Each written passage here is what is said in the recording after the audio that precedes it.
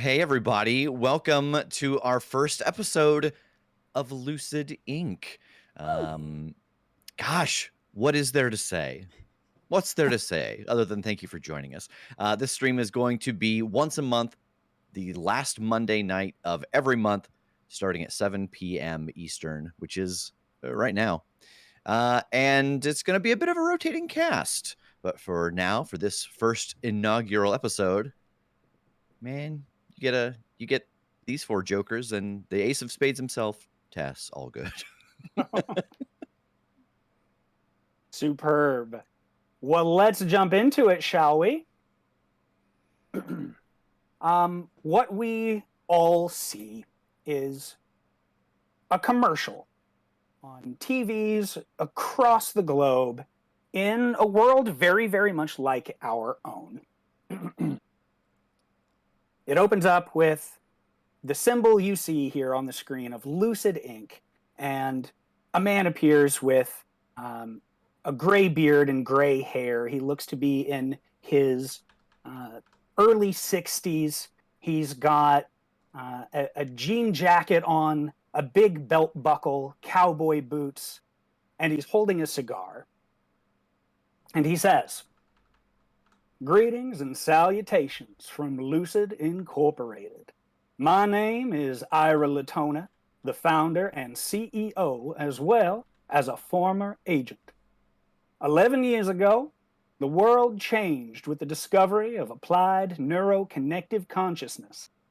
A year after that, my colleagues and I revolutionized ANCC by opening the first nightmare hunting agency in the world, Lucid Inc.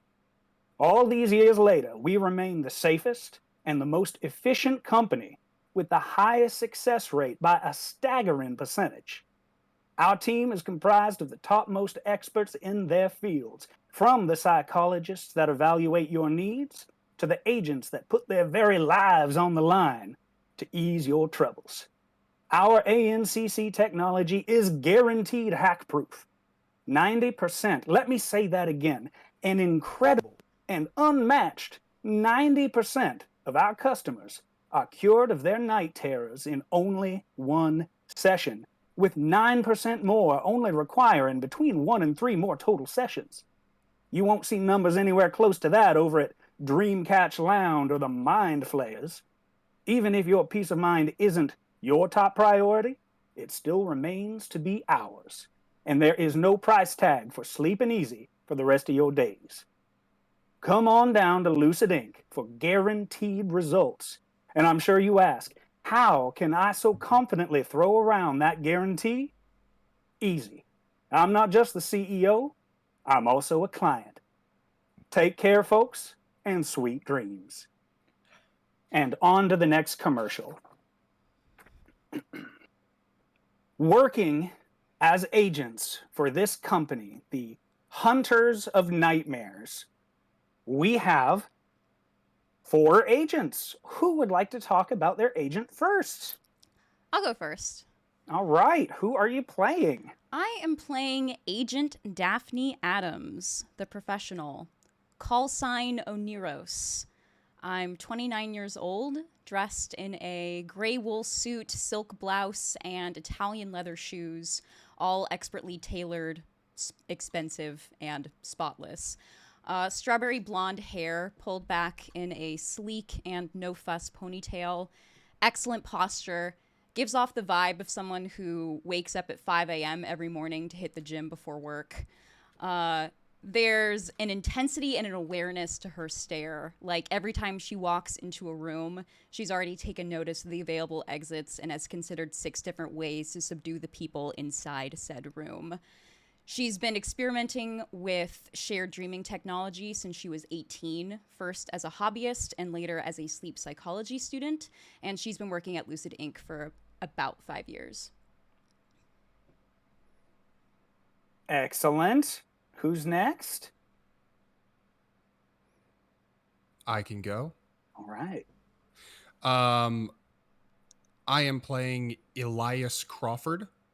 Elias is the Crooked. He is a career criminal. He is about 40 years old and has been doing crimes since he was a young man. A sort of folksy, articulate Southern, like Kentucky guy. When he's not in jail, he likes to dress fairly sharp. He likes collared shirts and vests. He's got a pocket watch. But he is off in jail at the time that we are going to meet him. So Elias is out on a sort of work release. He is a grifter. He led a crew. The whole crew got caught robbing dreams, like going into dreams and committing crimes against people, which was not always their MO, but once it became a thing, they started exploiting it, and they all got pinched, and now he has routinely cut a deal to work with Lucid Inc. to get time off his sentence or whatever. So he is sort of a criminal specialist that they bring in to help with their work. Excellent. I am playing Rory McCown, the big game hunter.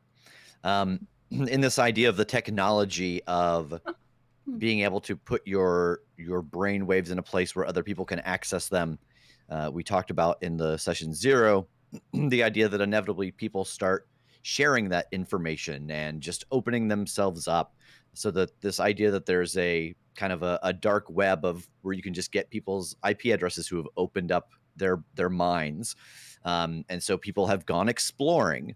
And Rory was one of those people. Rory is a lucid dreamer. He has the ability to know that he's dreaming and to control his dreams. And that's why I went with the Big Game Hunter playbook, because they have the ability on paper to have drones drop them weapons and vehicles and things like that. So we're kind of bending that so that it's just he focuses and creates it in the moment. He was kind of recruited. This is equivalent to if an esports gamer, discovered like, oh, this thing is real. This is what I'm going to do. So he was found when he was 20 by Agent Adams in a dream that they were working on a case in. But because he was not 21 yet, he had to go into basically like intern status until he was 21 and then could join the team. So he has been on the team now fully for a year, with the company about a year and a half. Excellent.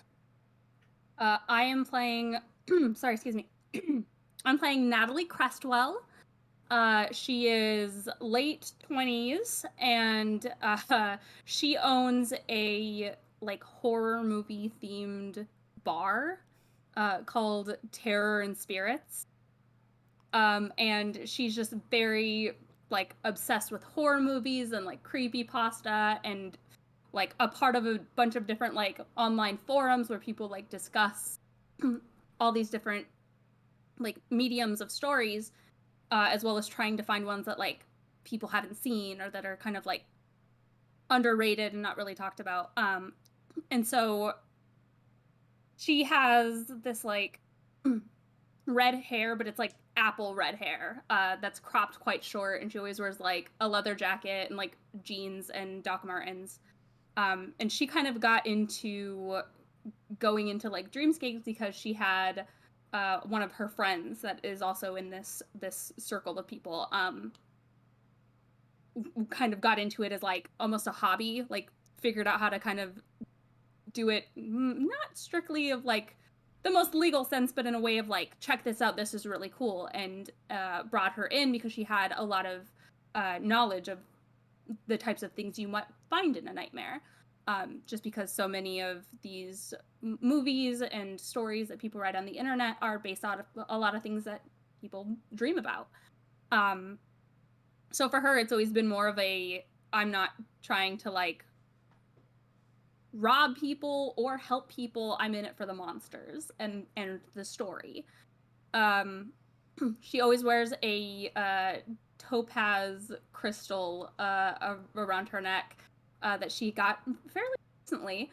And I guess kind of going into another level here to explain how I'm the monstrous, she found when she goes into these dreamscapes and she's dealing with these monsters, she uses this necklace to kind of to focus and like keep herself like centered and together. But if she takes it off, she transforms into this like almost like a ghost, like this spirit. It's very like Danny Phantom-esque of like she then has these abilities that she can like use to fight things that she finds in the dreams. Excellent. So we've touched on a couple of them a little bit. First, I want to tell a little bit about the world real quick before we go into a little more depth with your connections to each other and why you are this team now. So as you heard in the ad, this is the company that is the very first to take advantage of this new technology, the discovery of being able to connect to someone's subconscious and essentially download yourself into it for a while. The idea there is that this is very dangerous for those that go in, but not so much for the person that they're being downloaded into, so to speak, the dreamer. Though, what they have discovered is you can affect people's minds in that way, kind of Inception style, but whether it's implanting something, taking something out, etc. But there's a level of awareness to that. So to do that, you have to set up the equivalent of like, and sort of not really an internet connection, but a connection that can be exploited by this technology. If you want someone to go in and mess around, you have to set that up.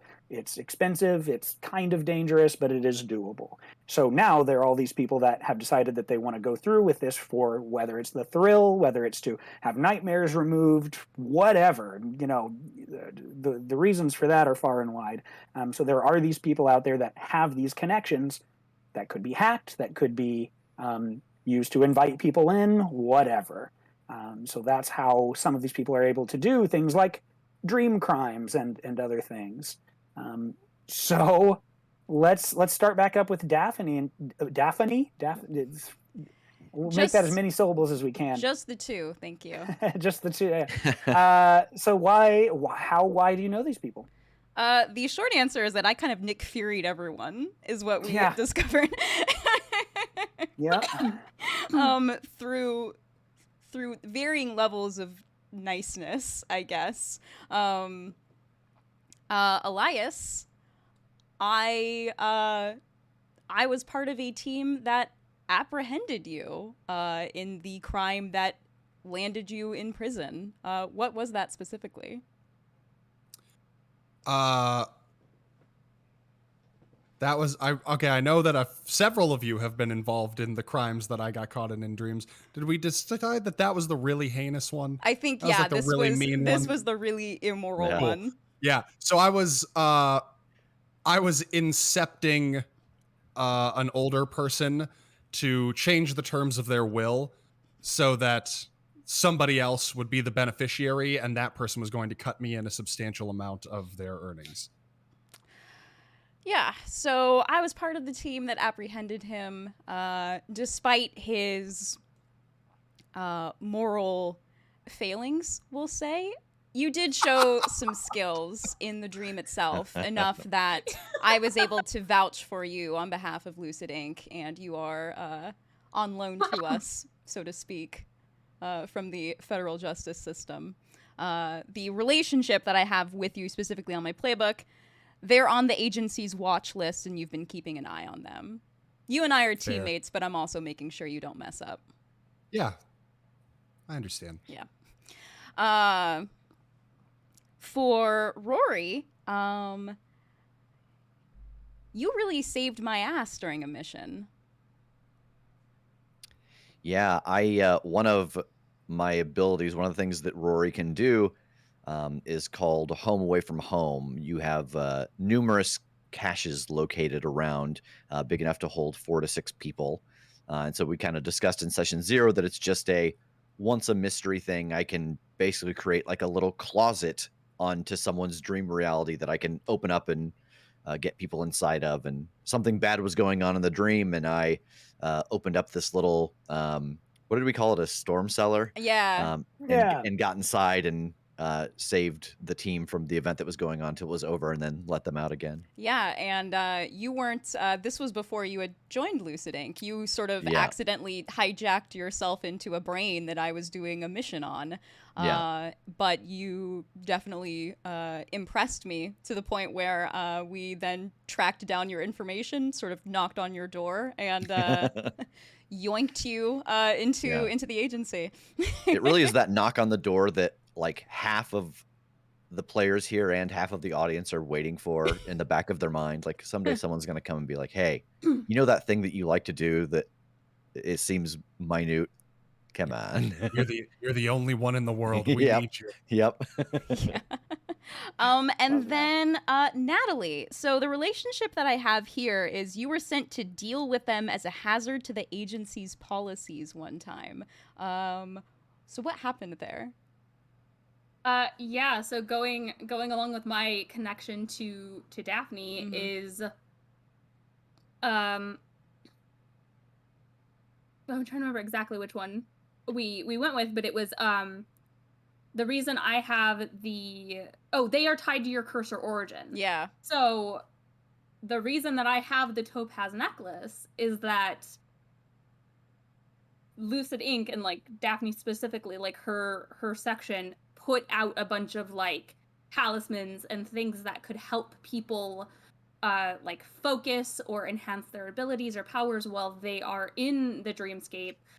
So then they were kind of like keeping an eye as they went out to see, oh, that's something that I put out and this person is utilizing it in a way that would be beneficial to us. Yeah, exactly. Sort of like letting all of these sort of focus items out into the world and then kind of monitoring the sort of like dark web of dream sharing to see who was using it and who was using it in an interesting way. Yes, and the hazard part of that comes from, like I had said before, I wasn't really doing this with any sort of regard to safety or protocol or anything. I just wanted to fight some cool monsters and get some cool stories out of it. And so noticing that Natalie was utilizing this talisman, was doing a good job at it, and was also like, hey, you should come here so you're not out here just messing around and causing trouble. Yep, snatched you up. Nick Fury'd you.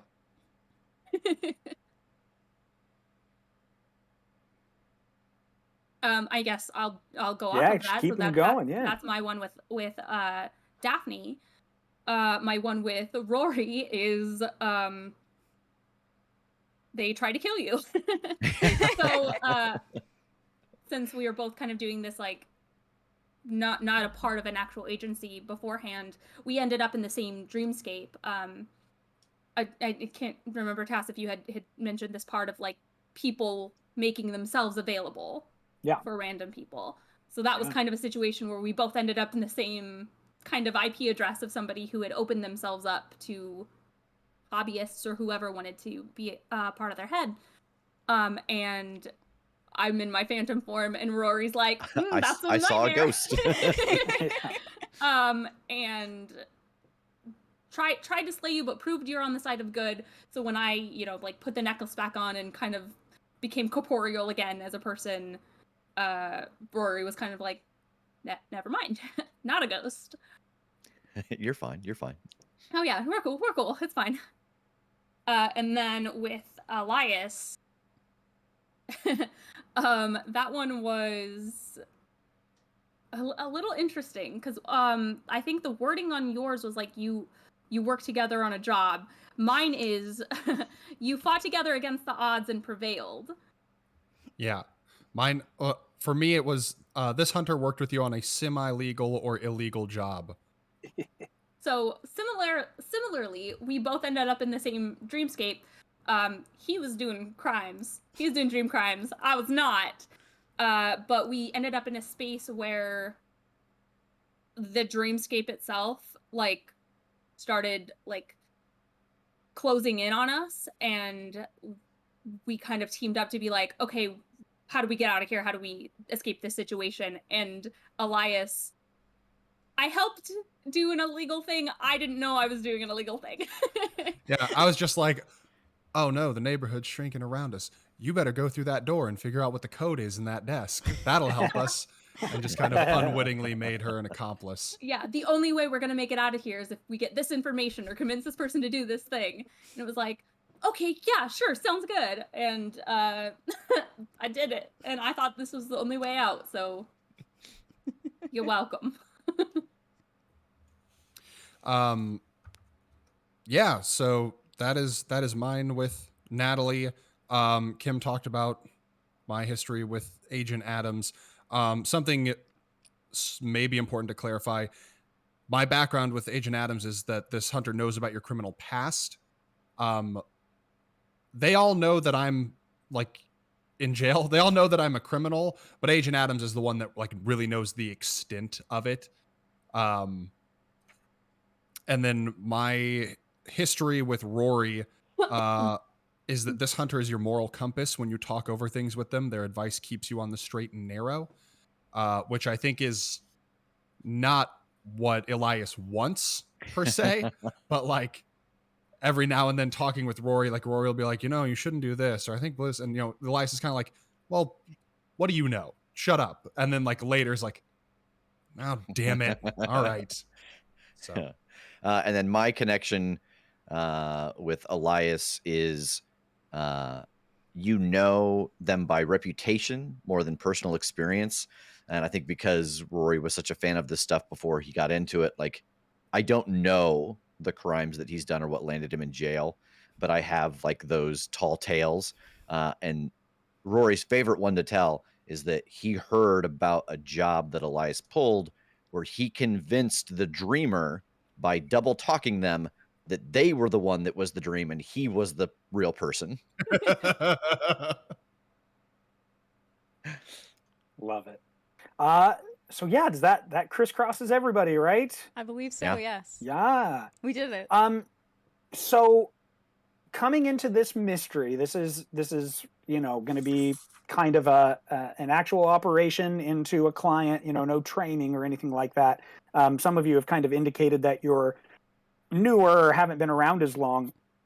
Is this anybody's first like full thing? I'm sure all of you have had some sort of training and like gone through the process of how this all works. They've kind of see what you can do in a controlled environment. But aside from that stuff, like where are we at in the process of who's been doing this? I think this could absolutely be my first like actual Lucid Inc. excursion. I've done this several times beforehand, but with no structure. So sure. I think I'm quite new to doing this with Lucid Inc. I think I've done this a couple of times, enough that like, I know that I'm interacting with Agent Adams and like how to be cordial and stuff, but not enough that I'm like high up on the totem pole by any means. Sure. Okay. Yeah, I think that I have been on as many missions as they will safely let me since I turned 21. Like I did all the training before, and then as soon as I turned, it was like, okay, you can only, we don't know the extent of this, so you can only do X amount or whatever. So I've been on as many as I could in the last year. Okay, and I think that's probably a decent amount.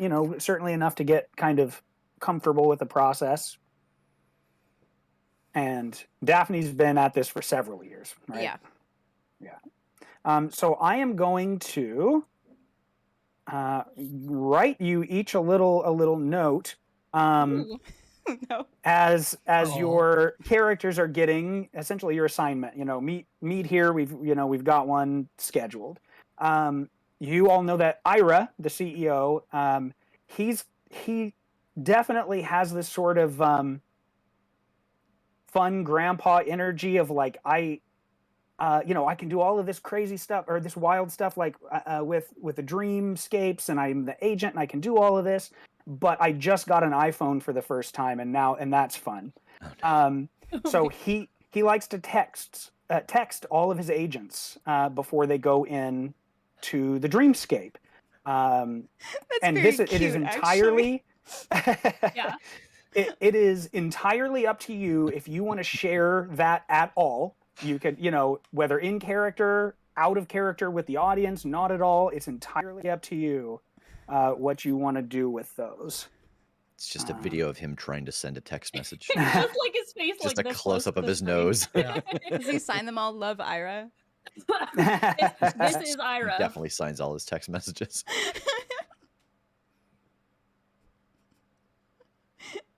Love I your am- boss, Ira. I am on pins and needles Right. waiting for this. so to We are come all out. I'm waiting so excited. with I bated love secret breath. notes. Oh, Oh, you got one? I got mine. Damn you. Shivering. I'm so excited. Jake's like, it just says hi. Oh no. It says you up. Can you empty the bottle by my bed? Oh.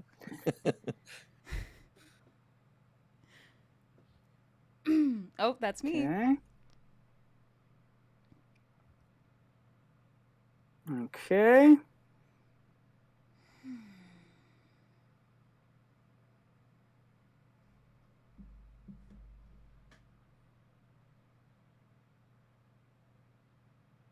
Did you all describe what you look like? Yeah. I did. Sort of. Okay. I described sort of my attire mostly.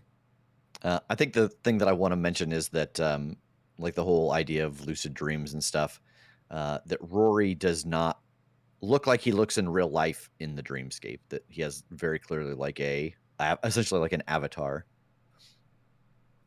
That's And- kind of like Craven the Hunter. Oh, nice. I'm having to Google that. I'm not very knowledgeable. I'm out of my element here. Oh, this is so cute. Oh wow. Okay. Wow. Daphne's disappointment at getting rescued by this and then knocking on your door and it's like a 20-year-old little skinny kid. Okay. And they're out.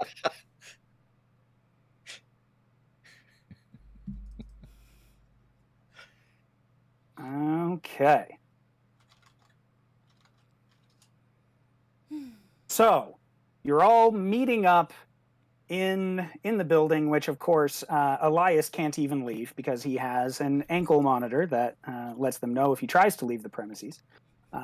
But this building is it's very clinical but comfortable, and you make your way to what they literally just call Dreamland. It's a little section that has a big room where they usually have the client already asleep. You know that they put them through the process to kind of naturally get into like a healthy natural sleep without medication before they start to hook you all up and download you in. 3 of you have met the primary operator, monitor, pardon me, the primary monitor. So as you come in, there are 4 chairs set up around what kind of looks like a pod, like a sensory deprivation pod. Inside the pod, you see an older man laid out inside, and he's tall, thin, graying hair, probably mid-70s, sound asleep. And these 4, they're almost like big kind of, almost look like gaming chairs, but with some like attachments and stuff that seem clinical. And off to the side is a series of computers with a monitor and a man sitting at that. And he spins around excitedly as you all come in, checking your phones and stuff as Ira's texts come in. The man in the chair is mid-30s, handsome guy with these like piercing green eyes, long blonde hair back in a ponytail. He's very casual, very, very casual, wearing a tank top that looks like it's been painted with like rainbows that are paint dripping down. And he's got these mesh gloves up to his elbows, these like pitch black, super baggy like cargo pants and Chuck Taylors on. He's covered in tattoos. And he gives you all a huge smile. And he like gets up, he's clapping. Hello, welcome. So lovely to see the new team. We got the newbie, and he's looking over at Natalie. Welcome, my dear. You may call me Naz. That would be Norin Adler-Zelensky, but that is a mouthful. Naz will do, my dear. You are fabulous. Are you ready to go today? Yeah, it seems like you guys have a way fancier hookup than I am used to. I'm The used to doing this in fanciest. a back room, so this is like incredible. Hey, there's nothing wrong with that, baby. It's good. This is all going to be good. It's very cushy, very comfortable. You're going to have a fantastic time. Daphne, Queen, are you feeling as good as you look? Sure. Who do we have here, Naz? Oh, fine. No introductions. We have, let me see, through this man's file. Boring, agent, boring. Ah, got it. Okay. We have a Mr. Pierce Brinley. Apparently, we have, this is going to be a passive atypical. Newbie. Okay. We got two types, right? We got aggressive and passive. The dreams are going to be one or the other. Our psychologists, they do their whole little thing and they figure out what we got. Apparently, this one isn't going to be any kind of fight that we can figure out. He seems like whatever's going on is subliminal. It is very low. It's not stuff he remembers very well, but the stuff he does remember does not seem terrible, imminent threat. So, passive. Atypical. Atypical means it's not on like your top 20 nightmare list. You know, this isn't like tornadoes or naked on stage, stuff like that. This is going to be something weird, right? So for y'all, should be pretty cushy. But that's the problem. They could not get much out of this man. All he says is he is waking up terrified that he's being watched, that he's being followed.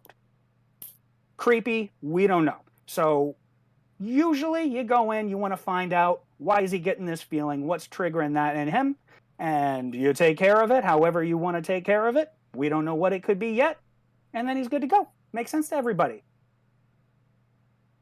Yeah? Love it. Yes, sir. Love it. Oh, I love to hear you talk, Elias Crawford. And he looks over at Natalie. You have to say his whole name or it just does not work. It just does not work. It's so good. This tall glass of Tennessee whiskey. Oh my gosh.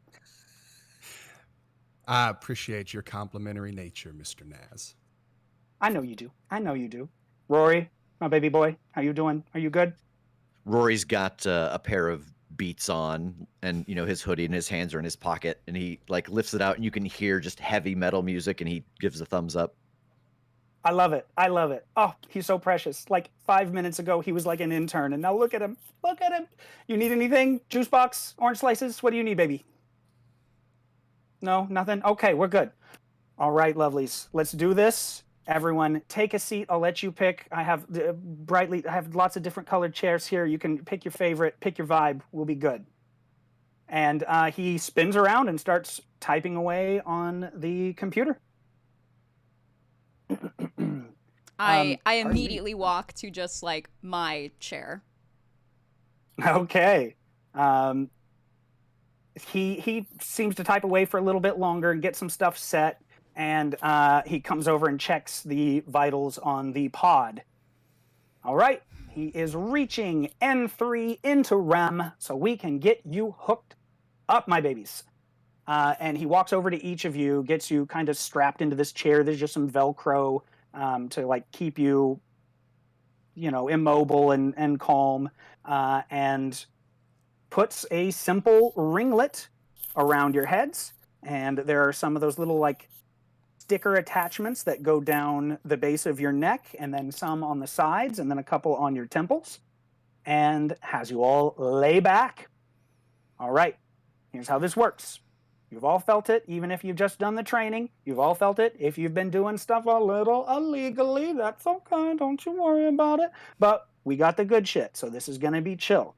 We're going to zap you straight into N1. We're going to pump you with a couple of things that is going to just zoom you through N2 into N3, and then you will be caught up as he slips into REM sleep, which is the dream cycle. Does this make sense? Are there any questions? Please raise your hand. Ah, that's a joke. You strapped in. Box, actually.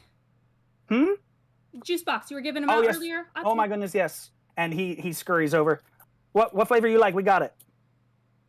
Cranberry. Cranberry, that's my girl. And he comes over and like holds it up with the little straw and the sippy thing for you. Great. Thanks, Naz. Appreciate it. I got you. Let's go. And he zips back over, spinning in his chair, types a few things. All right, everybody, in unison, count backwards from 100 and go. 100, 100, 99, 99. Is no 98. time at all before you all just the lights go out as these light shocks. It almost tickles through your forehead, and then nothing. And then images slowly start to appear to you all. The first images that you see are each other. There's what seems to be a sort of tunnel. Not a tunnel exactly. It's almost more like going through warp, just things passing you as you're holding still. And you see images of the man in the tube, Pierce Brinley. You see images of him in various states of his life, and those quickly fade to darkness again. And things start to coalesce, but you're not quite there. You're not quite on any sort of perceived solid ground. And the idea that this is a passive operation seemed to fade quickly as images tear in front of you. You see people that are twisted and broken in ways that should be causing them horrible pain, but don't seem to be. You see a man leaning against a wall smoking. He's got a long coat on, but his hand looks like it is flayed from the wrist up. But it doesn't seem to bother him, and that fades. You see a woman walking her dog, but her stomach has been ripped open, and there are just bits of her entrails dangling. She doesn't seem to notice, and it fades. You see a man mowing his lawn, but half of his head is just gone with char marks all up and down the side. And then all of that fades again to pitch blackness, and then there's a little bit of light. And the light grows and grows, and you start to feel air on your skin. You hear distant sounds of a city. The lights coalesce, and you're all in a very dark alley of what could be, some large city, New York, Chicago, somewhere with very tall buildings. But this is a more run-down area. You hear a distant dog bark, some vehicles, though you don't see any passing by the alleyway. And even the street lights are very dim. But you are in. Quick question. Did Naz give us the name? You mentioned the name of this person as you were describing the scene, but did Naz tell us? Yes. Yeah. Okay. Cool. I think I immediately stumble a little bit, and I'm just like, whoa, that was so much easier than how I usually have to do this. Yeah, Rory is a good 4 inches taller and 30 pounds heavier. His clean-shaven face has 6 days of scruff, and his hair is gone from a really dark red to almost a black. And he kind of stretches his back a little bit. All right, well, let's sit up and get this done, shall we? As you all settle, it is very quiet in this city all of a sudden. The only thing that you hear is a distant drip, drip, drip. But otherwise, this area seems quiet but lit, but again, dark. It seems to be the middle of the night here. Is it quiet or is it lit? Because those are two. I see. I want to see if I can pinpoint that dripping sound. I think I kind of look around and say, does that sound seem a bit out of place to anybody else?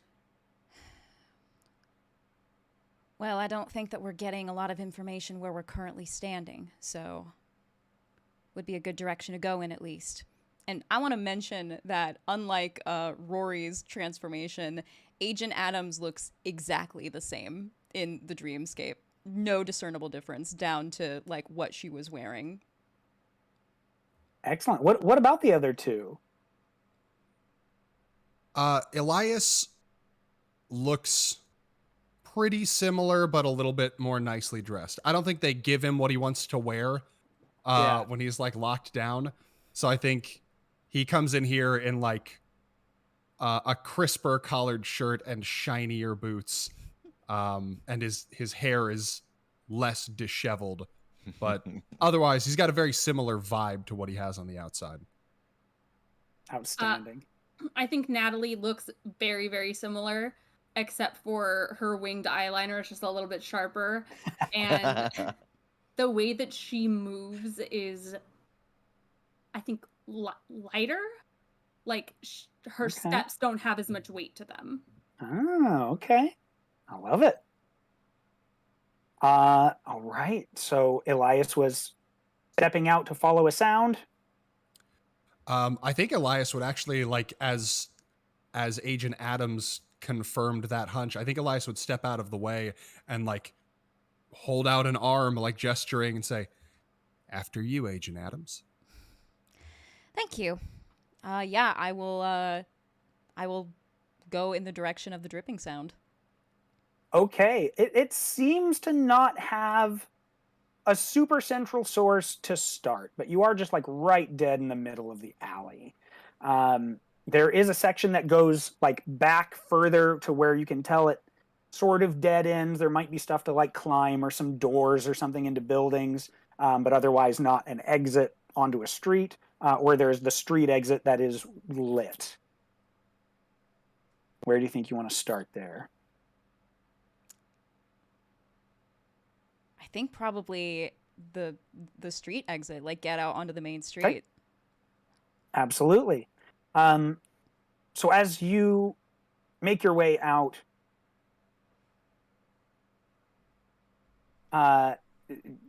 you look up and down the street, and it does, like, you get a scope, like, this seems a little more Chicago. And the street is filled mostly with apartment buildings. You can tell that's probably what you were between.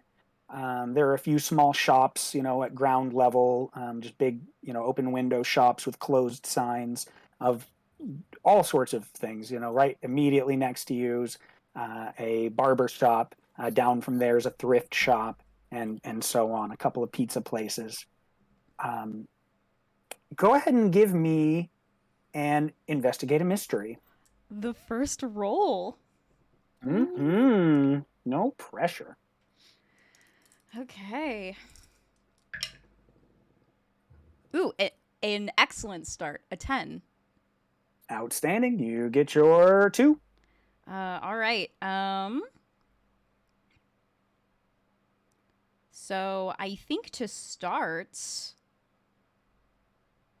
let's go with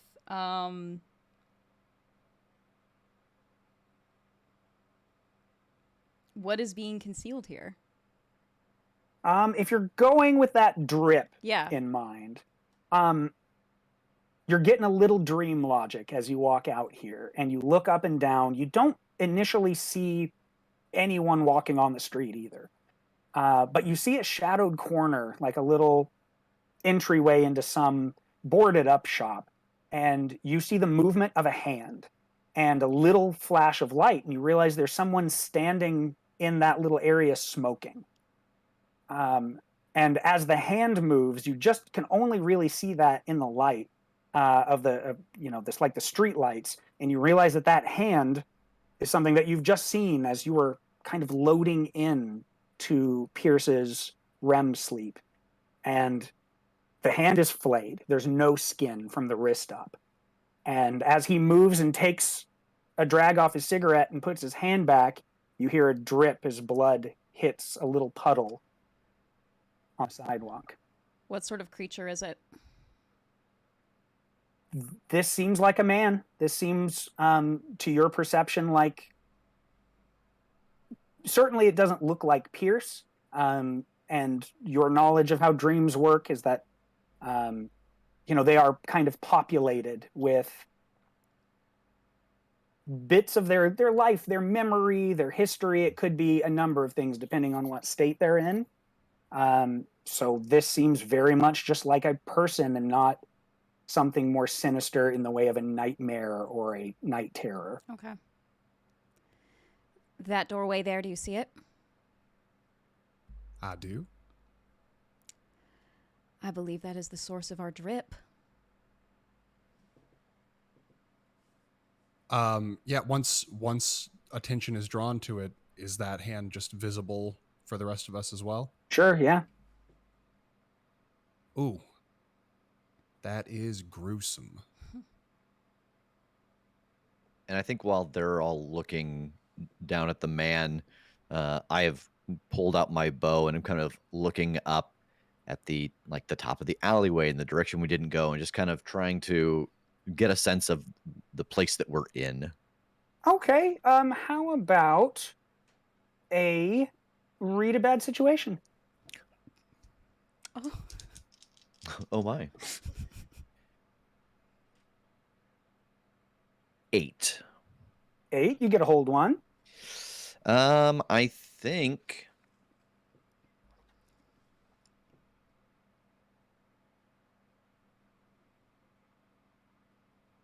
are there any dangers we haven't noticed?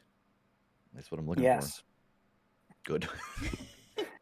And no other details. That's it. Yes. Yeah. I think it takes a minute as the others are taking in this guy down the street, and you're looking, at the rooftops, the windows, things like that. You don't really notice, again, like not people around per se, but you do keep seeing this pattern that is very simple. Like, I think you notice it as graffiti first, and then you notice it as like a dusty window that someone just wiped this design away.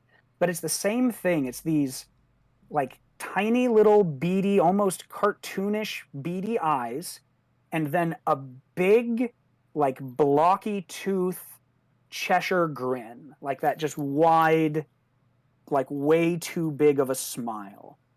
And you see it again and again, but when you go back to like check, is that what I just saw? Like the graffiti is gone, and then where it was wiped into the window is gone, and where there were some posters put up and like little bits of the posters seem to make it, that is gone. It just seems to shift as you notice it somewhere else and then appear again elsewhere. There's something watching us, and it's moving around. It's like blending in with the cityscape.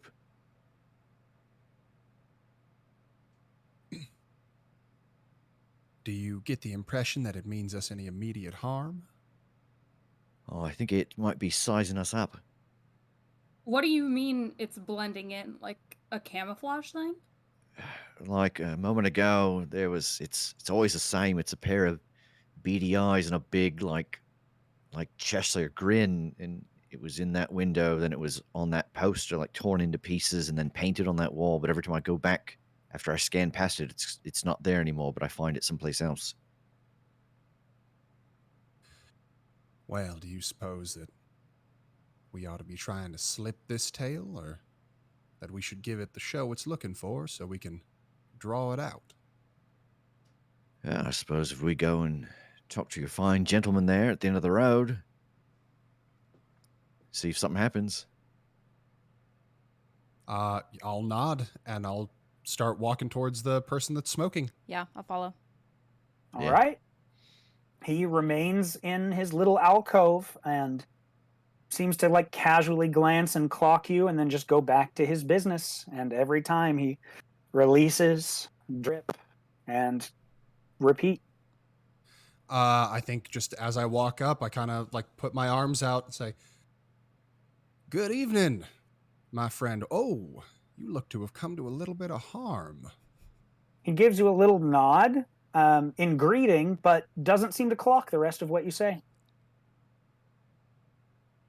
Like I'll kind of cock my head in confusion, like waiting for a response. And then say, Did you hear me, son, or is the blood loss getting the best of you? What has become of your hand? He holds his hands out, and again, that like cigarette's between his bloody fingers. The other hand seems fine, but he's like looking at them and shrugs. I feel okay. I think I like lean in close, and I'm like, are you on something? It's taking the edge off, and if so, where do you get it? I am on nothing but a stoop.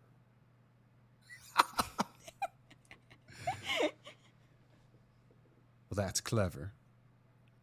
He gives you a little smile and just nods like, yeah, he knows. Yes, I am.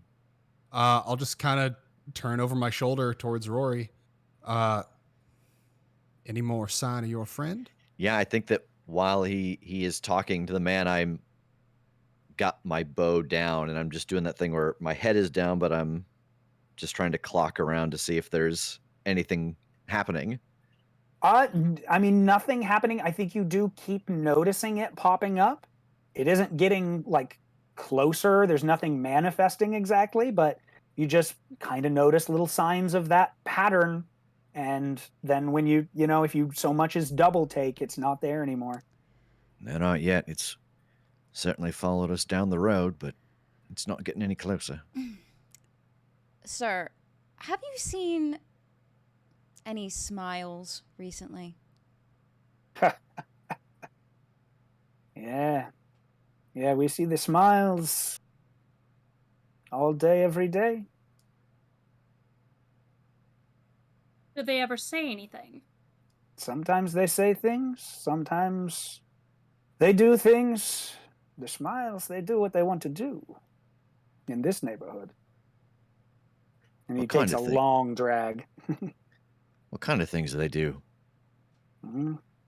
Depends on who they're talking to. Did they talk to you, sir? They don't talk to me much.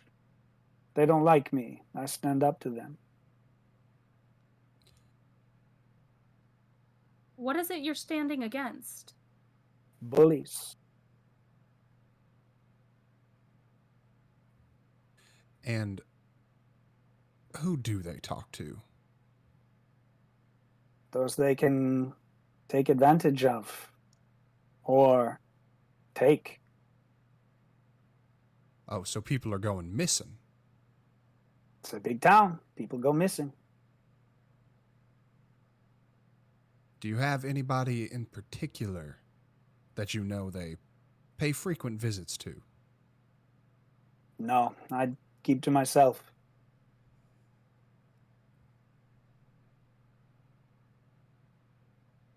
This man is cagey at best.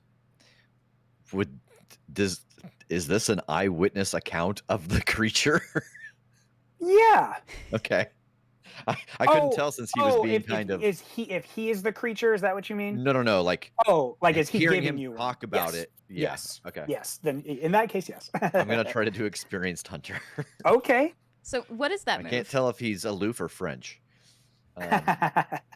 So once I hear an experienced eyewitness detail of a creature or see physical evidence of it, I can roll and ask some questions. Nice. So that's right. a 10, which gives a Ooh. hold 2. The questions are, what is the monster's main method of attack? What does the monster feed on? What environment would the monster prefer to den in? Is there anything the monster seems to be avoiding? What is one of the monster's special powers? Is the monster nesting/caring for young?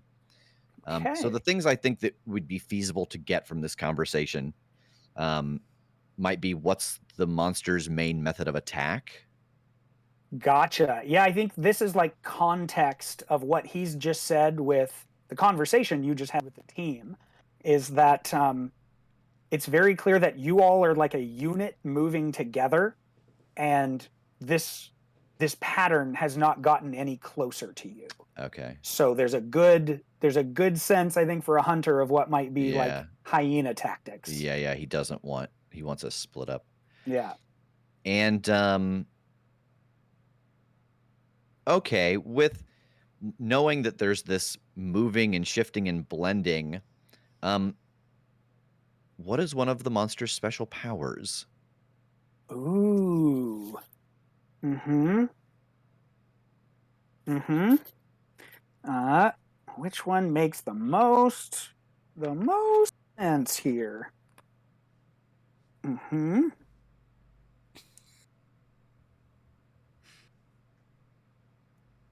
He never expected us to actually Investigate find the mystery. I thought you would be I dead thought by you now. killed in the intro. This I is thought, amazing. yeah, I'm surprised you're surprised. No, I think He's like, I was gonna just narrate all of you dying, but I lost my guts. I lost my guts, so. We're only going to come back next month as different characters. You can't get rid of us.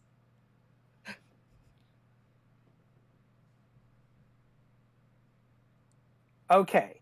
Well, this is loose, but let's go with it. I like it. Okay. The moves work. So he has said he stands up to them. Yeah. Right? Yeah. And you see this thought of like, yeah, his hand is flayed, but mostly he's like intact, right?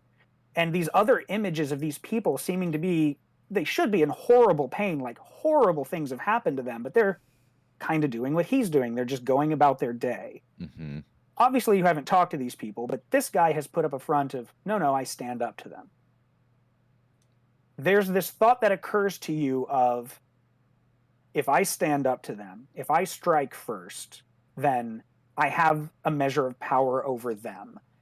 Kind of. Like, it's not that, in the way of like a weakness per se or anything like that. But the reverse of that is, if they get the chance to strike first, they can do pretty devastating damage with their initial move.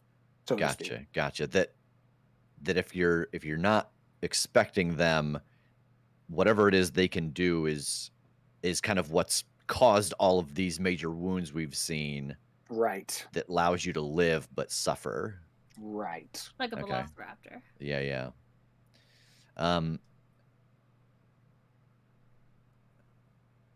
Well, it's definitely a good thing we're staying together, because I think the reason it's keeping its distance is because there's more of us than it. Well, we should probably split up then, right? If we want to draw this thing out. Yeah, if we want to try to see if we can get it to show up, and whatever it can do, it seems like it's doing different things to everybody. Those visions we saw on the way in here, the lady with the guts and the mower with the head, that's from them having a single encounter with it. So its first move is a hard one.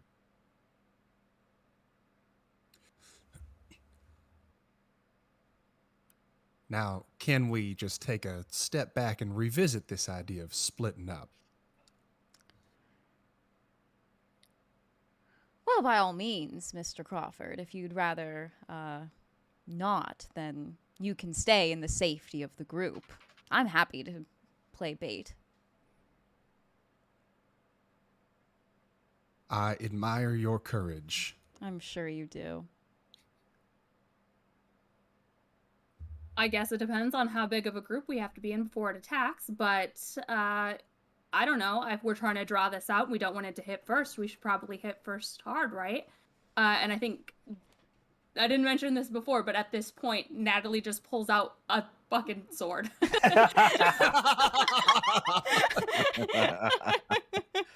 How big is this sword? Is this like Final Fantasy protagonist?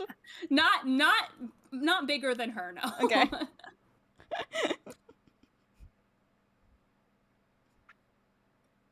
Yeah, Tass, can I ask a question? Yeah.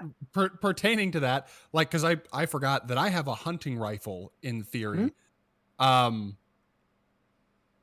In dreams, is this a situation where we could kind of like manifest our weapons as we need them, or do we have to have them on our person all the time like normal? I don't think it matters as much. I just need to know whether I've had the hunting rifle on my back this whole time, Sure. or whether I will have it when I need it. Yeah, I don't think so. I don't think you've had it until you need it. But like, again, I can't think. I'm not going to like give you fake scenarios here, but there are situations where, you know, hard moves can come into play depending on roles, and you might lose your connection to be able to use it, which would be like Sure. you know, a spin on dropping it, and you know, Yeah. things like that. Like You're you're panicking to put it away in front of authorities in the dream, and it stays. right, Cool. exactly. Yeah, fair. Just it's sort of like accessing my inventory Right. Mhm. Yeah. in a video game. Like, Yeah. it could take a second and it could go wrong. Yeah, like anytime any of us ever try to throw a grenade in Warzone and we just get shot immediately in the middle of the throw animation, it's like that. Yeah. Okay. Cass, she like pulls out this sword, and I think she just starts like walking backwards from the group. I'm gonna walk with you. What are you doing? It said, Rory said that it wasn't gonna pick on us in a group. I don't feel comfortable letting you go alone. We'll see if a pair will draw it out. Yeah, no, I think that there should be a little more like, if we're going to send someone out, everyone else should get in a good position to watch them as opposed to not know where you're going. Like, if we're going to set a trap, let's set a trap. Yeah, maybe we should take a moment to scout out the area and find out a place where, say, Rory and I could post up and watch over the other two of you as you try to draw its attention. Fine. And I like put the sword back away. Where's a good position for that? Well, it's started out in an alley. Yeah. We can get on the rooftops adjacent. That's a pretty fine kill box. Yeah, so far I've only seen it kind of on the walls. That doesn't mean it's not on the roofs of places, but it's in surfaces looking down on the street. So if we could get on top of the building, for example, maybe look down on it.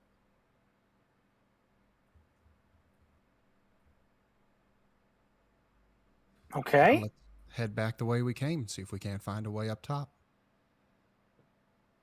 Okay. So looking to get up onto a top of a building, or like. Yeah.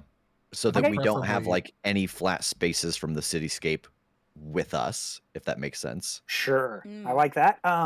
Give me an investigate. Who? Me? Who's kind of like leading on getting upward. I feel like either Rory or me if we're going to try and look out over the other two. Yeah. I'll do it.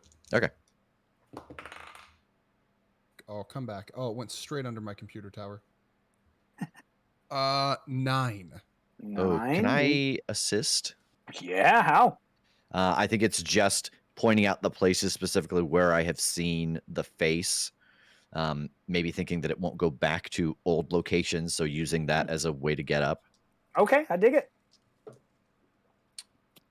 3, 4, 5. Oh, There we go. the first experience of the game. And yeah, I think in this brief moment, like I talk about how Rory's got this facade, this look that he's got, and like he's kind of pointing, and for a brief moment he flashes back to his normal look, just like the clean shaven and the red hair, kind of scrawny. He's like, I think up there would be a pretty good place, and then back in.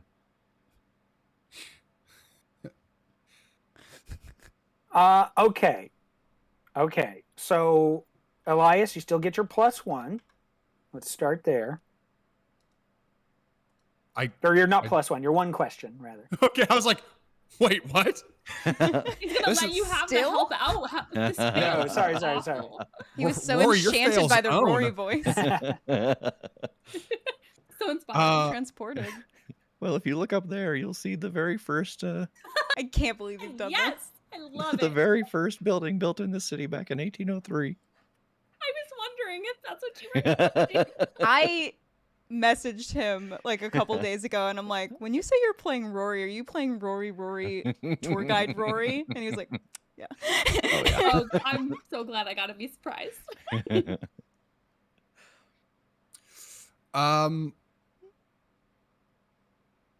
I guess I'll go with what's being concealed here. Okay.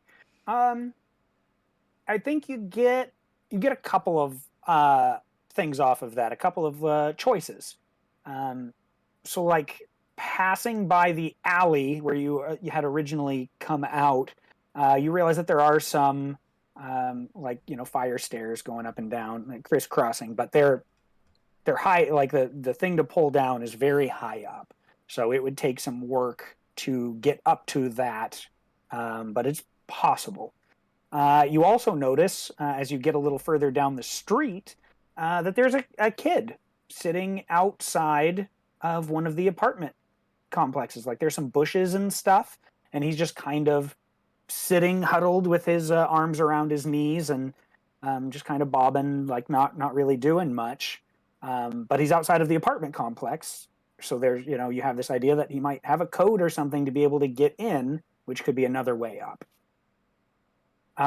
Rory, I think Elias has just taken that look past the alley, kind of clocked it and kept moving, and I can only imagine that you're like hooked on that thought at first, and take a closer look. And the shadows around the entrance to this alley coalesce. You see a bright flash of white as you are very, very close to what seem like a floating set of eyes and teeth in the air, and then you are pulled silently into the alley. Yes. Oh. But the rest of you have sort of moved on and ahead, looking for spots. Natalie, Daphne, like where were you heading as they were looking for a spot to get up high? I mean, I think I was just headed more towards the space that we're in, further away from where we were as a group. Like kind of the directions that Rory nodded, like kind of pointing out like where he's been seeing these things. Like my mindset is this thing won't attack us if we're in a group. I wanted to get away into a place where it could attack me and would try to. Absolutely. So I think that's kind of a little further down the road, like kind of opposite of the apartment complex where Elias is heading. Would give you space away from the smoking man. It would put you a little further into the shadows along the side of the road, away from the street lamps, and that is definitely a direction Rory was kind of clocking, seeing some of those faces. Yeah, so I pulled out my sword again and just walking down that way. Adams, when do I get the like cool code name? I'll be honest, a lot of the agents nowadays don't really use call signs. It's a bit of a old guard kind of thing. I do as a bit of a sign of respect and tradition, I guess, but you can choose a call sign whenever you want. Why? Just seemed like a cool thing. I thought maybe they were given to us, but I'm going to start thinking on that. Yeah, well, just let Naz know and he'll put it in the database. I tap my ear. Isn't that right, Naz? You know it, baby!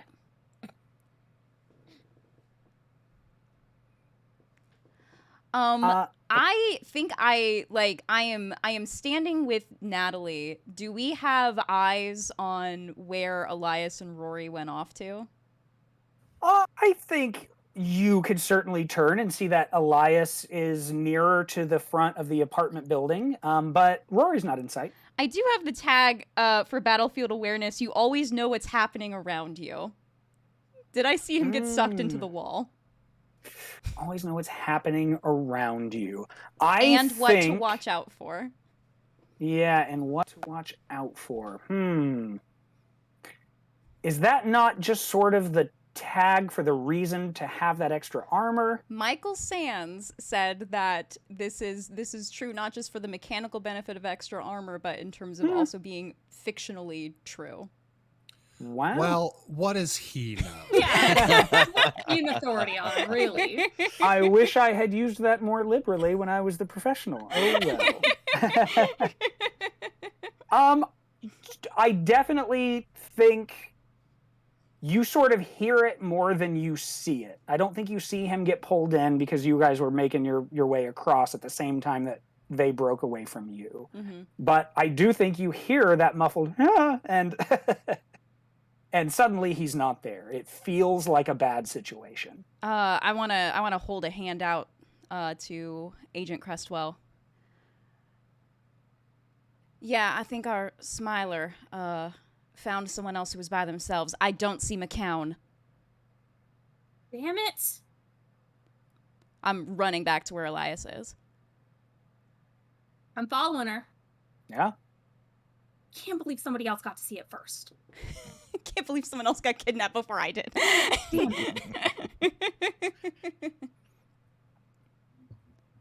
Yeah, I mean, you were able to get back over to Elias very quickly, and looking into the alley, there's nothing obvious.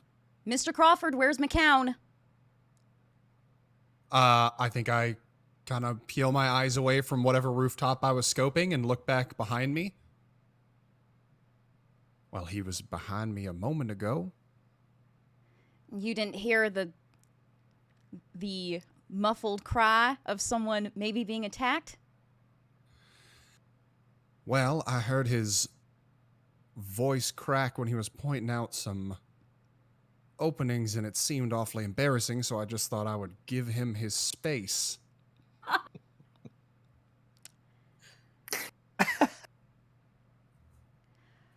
Mr. Crawford, I know that you're used to working on a team, so I'd remind you to be aware of where your other teammates are.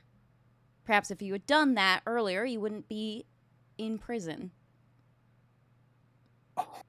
I think I just like flash a big toothy smile at Adams, and I say, "Your expertise is, as always, much appreciated, ma'am. Thank you. Shall we go looking for our missing child?" Yes. I kind of like nudge Elias as well, and I'm like, damn, Crawford, what don't I know? I think like as we start walking, I'll like hang back for the moment with Natalie and be like, "Well, you haven't had much opportunity to learn this yet, so I'll forgive you for not understanding the hierarchy, but Adams is sort of a dick. So just be prepared for the elbow to come back your way when she decides to turn her ire on you." All right, good to know, I guess. Where'd that kid go? Yeah, I wanna look at like this section of wall where I think Rory may have been.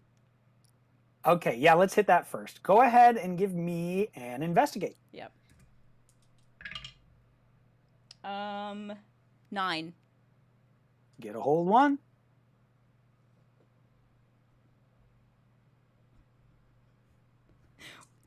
Where did it go seems wasted because I have a good guess as to the mechanics of where he went. It seems like the definite choice, though. Yeah, despite it that. does. Like where specifically? Where did it go? It being That's Rory. what you're looking for. Yeah.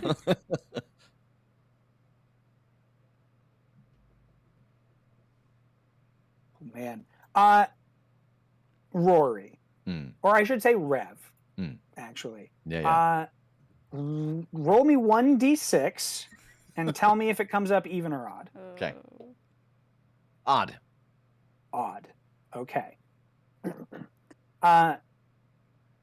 Where did it go? So you're looking through this alleyway, and, you know, again, it's very dark. The only way that you had really any light in the first place was mostly from the dim street lights, but you also notice that in the apartment building that separates this alley, there's one light on the top floor, what is the 4th floor. And as you're looking around for any movement, anything that could be here, like this hasn't been very long, but still in this window, you very specifically see some movement.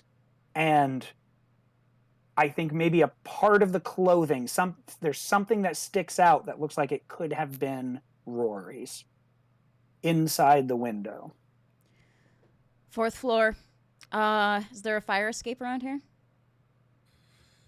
I point. There is, but it is exceptionally high off the ground, so I personally don't have any means of getting to it. Oh, I do. I'd like to use no limits. Roll it.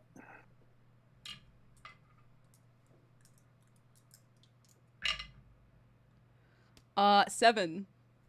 Ooh, okay. And then the mixed on that is... I do it, but I gotta choose. You choose one consequence. Suffer 1 harm, take -1 forward, or you need to rest right now. I'll take -1 forward. -1 forward. Okay. And then what? So I think we see briefly, like, outside of the dream, like in Lucid Inc, and Daphne's heart rate monitor starts rapidly increasing as she is willing herself to produce more adrenaline. And then we are back inside of the dream, and I am jumping up to this fire escape. And I think you all just kind of statically hear, away from the mic, but clearly it was being yelled by Naz, "Oh shit, She-Hulk mode!" And you make it. Is there a ladder I can kick down for everyone else? Absolutely. There's a latch that you yank, and the whole thing will slide down. I will again stand aside and gesture for Natalie. I'll climb Miss up. Crestwell? Rory. Mm-hmm. It happens so fast that everything is a blur for a moment, and there is certainly a little bit of pain, at least, as something is wrapped around you entirely. Like your entire torso has just been clenched like a boa constrictor. And these lights are in front of you, this glowing grin. And it seems to be attached to nothing. And when I say nothing, I mean like an absence. It's not like there just isn't something there. There is void. Okay. And you're lifted. You can feel yourself tumbling through the air. And then there's light as you're deposited on the ground. And you're in a room. It seems like a master bedroom in a small apartment. It's a little dusty. There are like tattered, ratty sheets and blankets. And there's this form standing in front of you. Mostly, it's hard to look anywhere but that bizarre floating face. But what coalesces around it instead of that void is a dark blue suit. It seems old. This seems like something you might see in the 50s. And and you have taken 1 point of harm, not armor defeating. As you can just feel your chest like it was cracked, like just you were bound so tightly that something gave. And this form is standing in front of you, and you hear, like you watch it kind of moving as if it's very cartoonily laughing, but you don't actually hear anything. It's just this idea of laughing as it stands over you and takes a few steps towards you. I am going to try and I'm bound up and can't really get to any of my weapons, and just put all of my focus on the environment, and I'm going to try to change the environment. I want to use magic. Okay, roll it.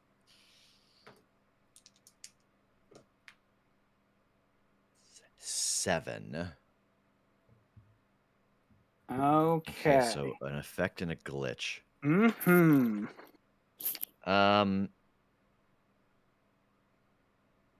So I think the effect will be of short duration because I don't quite understand what this is or how it is. But I think what I'm trying to do is bar a place to a specific type of creature. Like I just kind of scream at it, and the wall behind it kind of opens up and it goes out and closes. Hell yeah. Okay. And so it does. And I think it's like the wall. Yeah, it just opens up, and this thing is again recoiling, and you see this over exaggerated, like what would be a cry of irritation or frustration, but it's just all in its movement as it is blasted backwards. And then it is quiet in this room until a few more moments later, where you hear a ching ching ching ching thunk from out the window. I'm gonna. Am I still floating in? Nope. Okay. Nope. Yeah. So you are. Yeah. It just mostly had that. Yeah. For his duration of getting you there, and now that he's gone, it's gone. Yep. I'm gonna go over to the window and look out. You see three familiar forms trying to scurry up the 4 stories of fire escape. Yeah, I will open the window. Well, that was fast. What happened? Are you all right? What did it look like? Yeah, it looked like nothing, and I don't mean like invisible, but like a void. It hurts to look at. It's got bare feet, but not the kind you think of. That's a whole other thing. God. It's just eyes and a mouth, and it's got this kind of void, and it went. I pushed it away, and I'm gonna kind of grin to myself. That old I'm not stuck in here with you, you're stuck in here with me, and I want to use Relentless Tracker. Which direction did it go now that I've encountered it? Ooh, okay. And so that just works, right? Or how does this work? Once you've faced your prey, you rarely lose track of it. Once you have confronted the monster, you always have a general idea where it is or where it is going, as long as you pursue it without resting. Okay. You get the idea that it is still in this building, and it is moving generally away from you. Like if it is in the building, there's only one, you're on the far end, corner window, so to speak. So there's only one direction it could be going. I think I'm leaning out. Like initially I expect it to be like somewhere in the horizon, and I'm like, oh, it's in the building still. It's in the building. I think it's the other end of the building, but it's in the building still. Please get up here. Yeah, I'll reach into the back of my waistband and pull out my gun as we make our way up towards Rory's window. Yeah. You get into this kind of ratty apartment that seems to be not well kept. Sheets torn, walls are dingy, lights kind of flickering.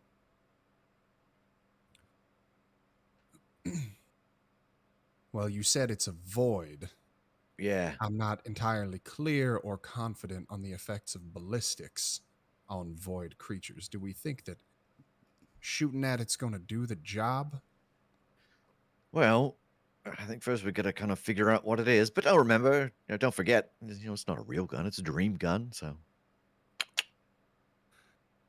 Of course.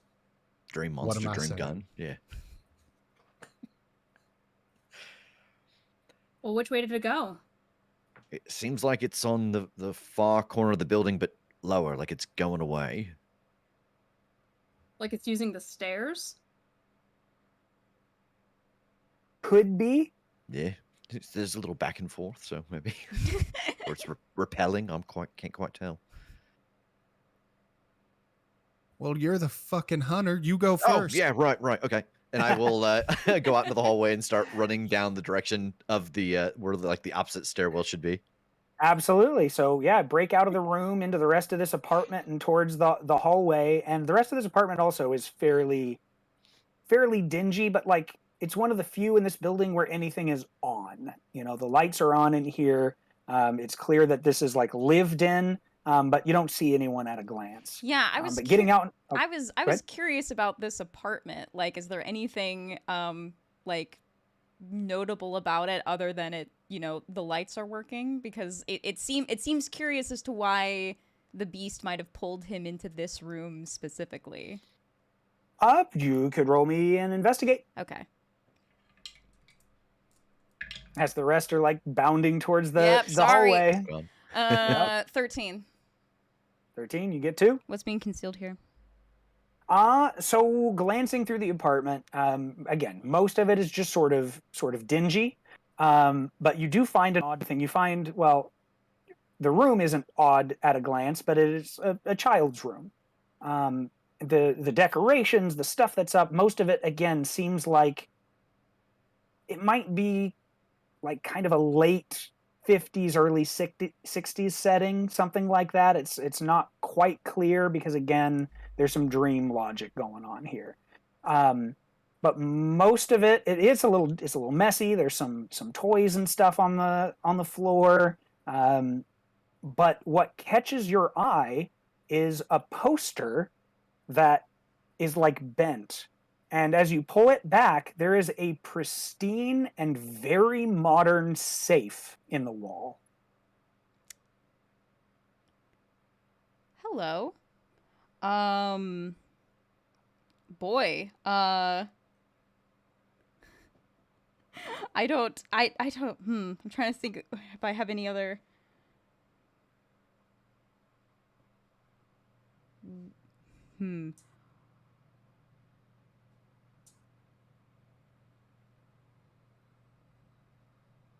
What happened here? I think specifically with like why this apartment? Why pull him here? Okay. So you're looking through, and part of this wasn't spoken. Okay, we'll go with it. You're looking through again at this room in more detail to just see like what else is here, like what's going on with this. And you know, there are some pictures of people, and I think maybe some of that catches your eye.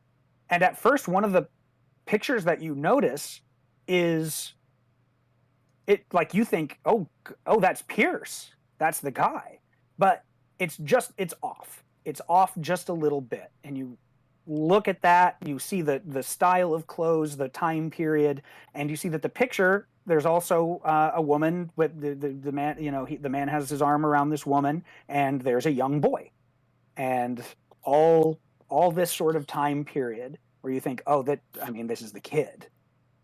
This might very well be his childhood home. Okay. Safe. This is a combination. PIN number. What's going on? Oh man, that seems like a third hold. I don't.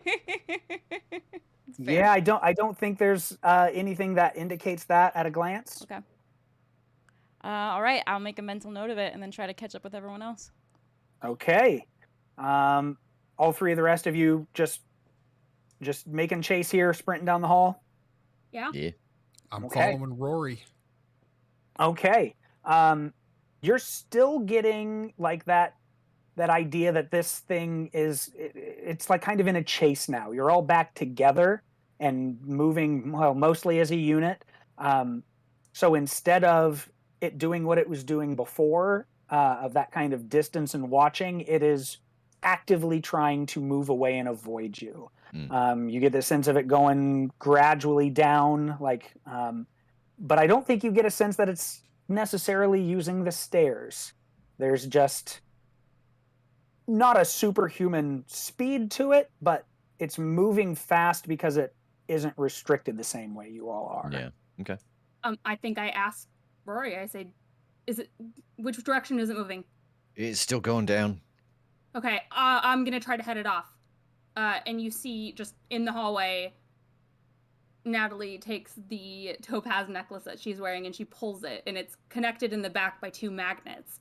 She takes it off and she puts it in her leather jacket, and then immediately, like, her whole body starts kind of like vibrating and then shifts out of focus and then just kind of becomes like see-through, and like her, like in this like spectral form, like her hair is like longer and just kind of floating, and her eyes are just like pure black, and she drops through the floor. And I want to drop through the floor and then make it to the next hallway and just keep going all the way down. Hell yeah. And you distantly hear Naz going, oh, shit! And yeah, absolutely. Give me an act under pressure. Assuming, you, like you said, you're trying to head this thing off, right? Yeah. Okay. Awesome.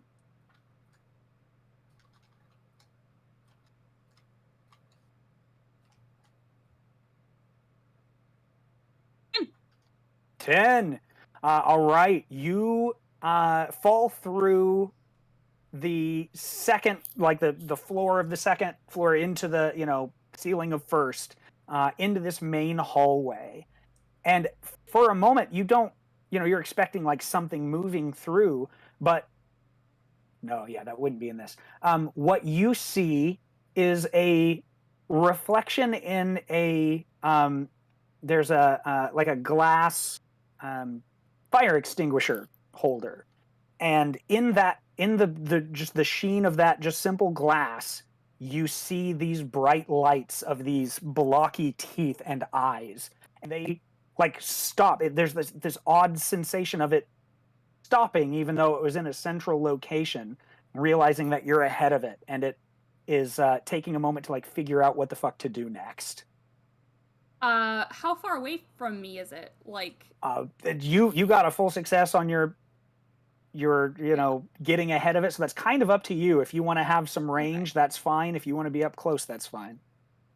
I think yeah, then I have a little bit of range, but if I see this smile that I know we're supposed to be looking out for, I'm just gonna hit it with like a force blast. Like, just this magical force comes out like just of her hands as she throws them forward, and just want to hit this fire extinguisher. Hell yeah, roll kick some ass.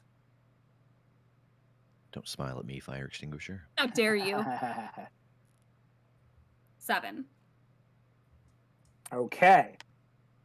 And how much harm do you do total? With magical force, 1 harm. And it is magical and close. Gotcha. That one isn't. You didn't add it. Oh, I did add an extra harm. Okay. Thank you. I was thinking I didn't remember what your base was, but I thought you added one. 2 harm. Cool. So this fire extinguisher situation shatters, and in like it's only for a moment, but you see the like the glass kind of falling down and around from being shattered, and you're seeing this image of this form kind of like flinching, and the smile turning to a grimace, and the eyes squeezing shut where that light goes out for a moment, as all of that hits. And then on the board, there's like a call board in the hallway where people have pinned up, numbers to call for this or that, or, lost dog or whatever. And it's like some of those papers rearranged to that shape of this being. Yeah. And as they do so, you also feel what's like, not exactly a force, but this essence of magic wash through you, and it hurts. And you take, for that one, 2 points of harm, but not armor defeating. I'm a ghost, baby. I ain't got no armor.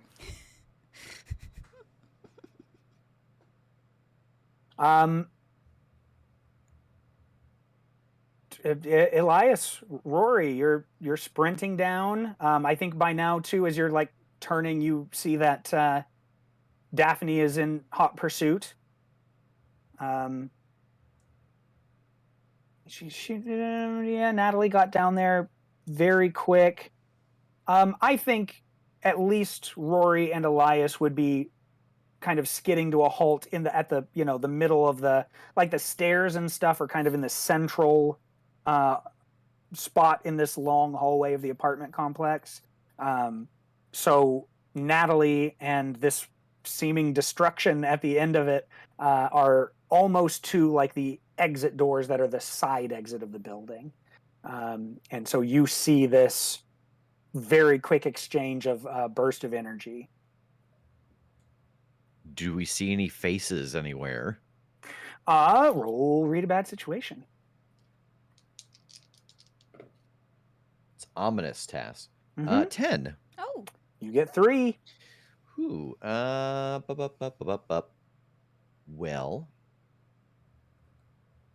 I think first I want to know.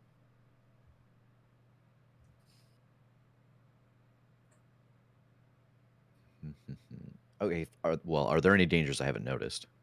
Yeah. Yeah. You notice I think there's kind of that double take situation of like looking down the hallway, looking down this way and seeing Natalie, and she like bucks in pain. But then you realize, wait, what the fuck did I just see when I looked down the seemingly empty hallway first and look back? And again, you see like a little bit of a wash of some graffiti that somebody painted in the hallway. And there's a smile in it. What's most vulnerable to me? That smile is close. And again, it occurs to you that idea of striking first to one of these things that is more what's the word I'm looking for? Like a carrion type hunter. Mhm. Like that face is close, and it doesn't seem to have been ready for you to be there. Okay. I think you get this sense that it was moving towards the other one to like converge with it, and suddenly you got in between. So yeah, the closer thing that's off guard is a good target. And then, in case things go poorly, what's the best way out? Dude, you are right between these. There is no way out. Yeah, I think the best way out from like this situation, unless if you can wake get up. past, like down the hallway and past the one that is engaged with Natalie, like that's your closest door that you can just kick open and run. Yeah. But being now kind of between two of these things, Yep. you could probably just kick down an apartment door and go out their damn window, and that's an Okay. option too. Yeah, so seeing the one that Natalie's engaged with and then realizing there's one behind us, I'm going to do Tass's favorite medic slide and yell to Elias, one on each side, and I'm going to spin around as I slide and try to fire at the one behind us. Yep, roll a kick some ass.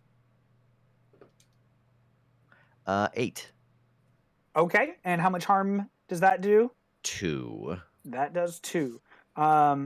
So it hits that graffiti at the same time that you see, similar to what happened to you when you were pulled into the alley, because you were close to this thing. It was right there for you to be able to double take and go, oh God. So as you're sliding and taking this shot, there's this feeling of that void, that just utter lack of light and vitality springing from the paint of the graffiti and lashing around you again. It only lasts for a moment, but you feel this squeeze again, and already that like jarred torso that you have cracks again, and you take 1 point of harm, but not armor defeat. Elias, to buy armor. Note to self. Note to self, get armor. I'm gonna try to shoot at the other. Okay. Yeah, as you're looking down the hallway, there is still that large face made out of like pieces of paper and missives and things. So roll a kick some ass.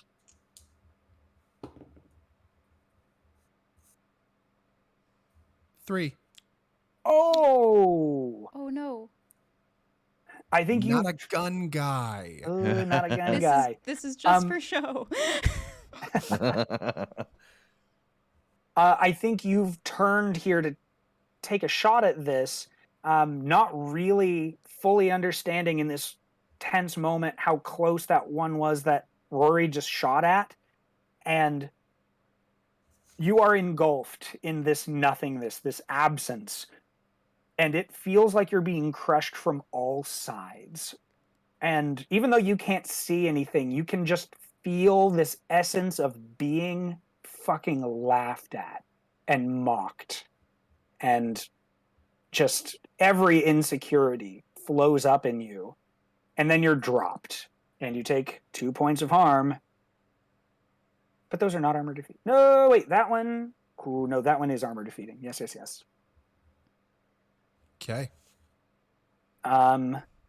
Daphne, you're hearing some shots. Yeah, I'm hearing stuff going very south, so I'm booking it down these stairs. While I'm booking it down these stairs, because I can't help but multitask, I'm talking on my comm as I'm running. Naz, I saw a safe in what looked like a childhood room. I know that our Mr. Brimley was not very forthcoming about any details, but if you can point me in a direction as to how to get that open, that might be helpful. I'll see what I can do. Thank you. Would you like to roll your deal with the agency? I would. So let's talk about the tags that I have for the agency. Now that Yes, they've absolutely. Come up. My resources tags for the agency are good intel, which is what I'm hoping to play on here, and Sure. well financed. And the red tapes for the agency are bureaucratic and intradepartmental rivalry. In the form of another group of agents that I don't care for very much. Emergency ops. Emergency ops. They are essentially when things go so bad that it looks like everything's going to go south for you, they send in emergency ops to clean up your mess. Well, thankfully, we don't have to call them yet. That was a 9, but with a +1 sharp, that's a 10. Outstanding. And how is that described? Your 10 plus? No worries. On a 10 plus, you're good. Your request is okayed, or your slip up goes unnoticed. Okay. Yeah, Naz is seeming pretty excited about this. Like, okay, safe, got it. We've got all sorts of information, dates of birth, family, etc. There's got to be some code. We'll put it in. We'll run some algorithms. We'll get you a code. Thank you. I might be going dark for a little bit, but I'll check back in a minute. Best of luck. Yep, and I'm heading down the stairs to see what I see. All right. Natalie, you have just been knocked back from this sort of pseudo-psychic energy attack.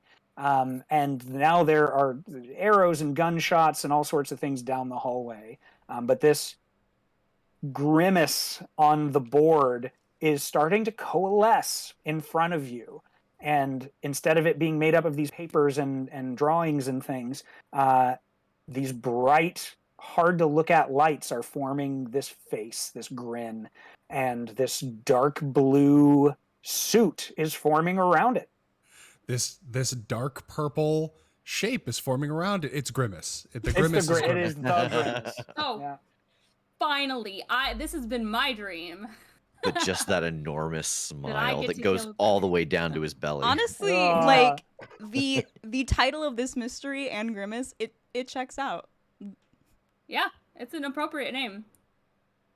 I think after getting hit by this, especially with it being like almost like some sort of psychic thing, it's like really messing with like just the energy around me. So I think I pull out the necklace and I snap it back together. I'm just kind of like reeling from that pain of that hit, and I see that this thing is forming again. So before it gets a chance to fully solidify, I want to take out my sword and slash at it. I love it. Roll, kick some ass. I keep almost saying get into a scrap every single time. Uh-oh. That's a 3. Oh. So this thing has coalesced and is moving towards you, but with purpose. Like you are between the door and it. And so it shoulders into you as hard as it can. And again, it's just bizarrely not a physical impact. There's this feeling of like its essence soaking into you and then holding on to you and then flinging you out. And that absorption just racks your body as you fall to the ground. But it's moving. It didn't look like it was trying to get you. It just was trying to get past you. So you take 1 point of armor defeating damage. And you hear this sort of like crystalline sound of glass breaking. But as you look towards the glass doors that are the side exit, the glass isn't broken. You just see the wisp of like somebody had breathed on the window and drawn on this face as it starts to fade away. Scary. Awful. Just like a velociraptor. Rory, you're still seeing this odd graffiti paint face like starting to shift. That again, it's little movement. It's this odd dream logic of this thing is moving, but I don't see it moving. I think I want to try to do equipment cache. I'm holding this bow and I realize it's not doing enough, and so I try to focus down and change it into something else. Okay. But I roll sharp 12. Nice. Strom dice. I think for now, because I have them in front of me, I'm just going to switch it to something else that's already in the Big Game Hunters stuff. Okay. I think it just turns into an elephant gun.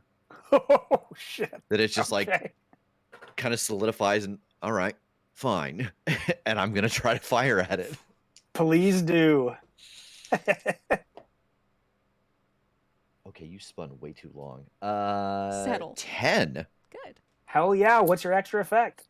I think because of the panic of this moment, I think I'm going to do extra harm.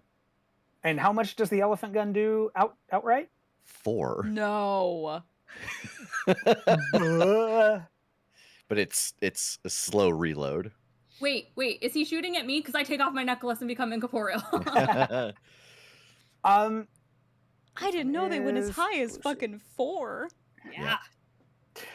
So you take the shot as this thing is lashing out again, and oh man, you've taken some hits here, haven't you? But it's that same kind of like reach out of the wall, lash and grab, and you take 1 point of harm, not armor defeating, as it starts to try to crush you again.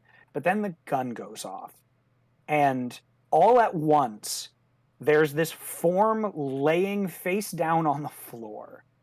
It is like a dark gray suit, similar to the one that you'd seen before that was the dark blue. But it's a crisp dark gray suit. And that nothingness where the head had been, like you see the lights just on the floor, like dimming of what was that formation of that nothingness light, that grimace, and it fades away. And there's just this amorphous humanoid form in this suit laying on the ground. I'm looking down at it. All I'm hearing is Yeah. Bet everybody is a little bit. And now the hallway is quiet besides the ringing. I think I hit the bottom of the stairs like the moment that the elephant gun went off. Yep. What the hell happened? There's more than one. Or there was. There's one less than whatever the total number was. Oh, hold on. Sit down. You don't look good. I sit down. Not my control. Yeah. I want to go over to the figure laying face down and like roll them over onto their back and get a look at them. It is fairly horrific. This looks like it once had been a man, but the skin is sort of graying, and it just seems like it has been dead for a long time, and the face is gone.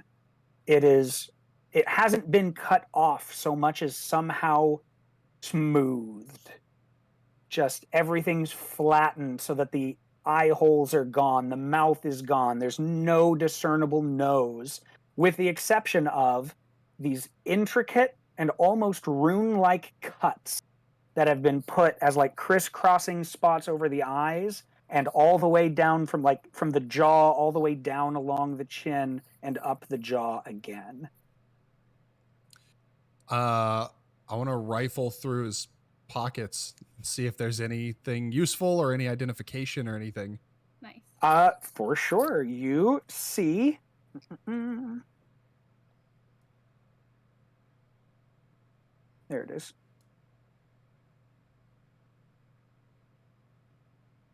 You see, yeah, you find like a wallet, sure. And inside is like his ID, some money that seems old, style that they don't print anymore.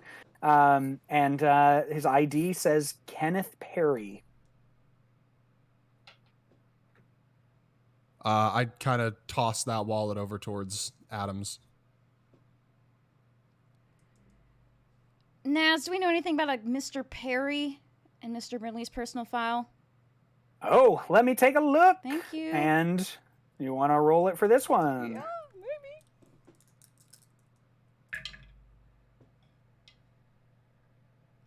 7. Oh, and so what's the mixed on that? Okay. On a 7 to 9, things aren't so great. You might get chewed out by your superiors and there will be fallout, but you get what you need for the job. Ooh, okay. Oh boy.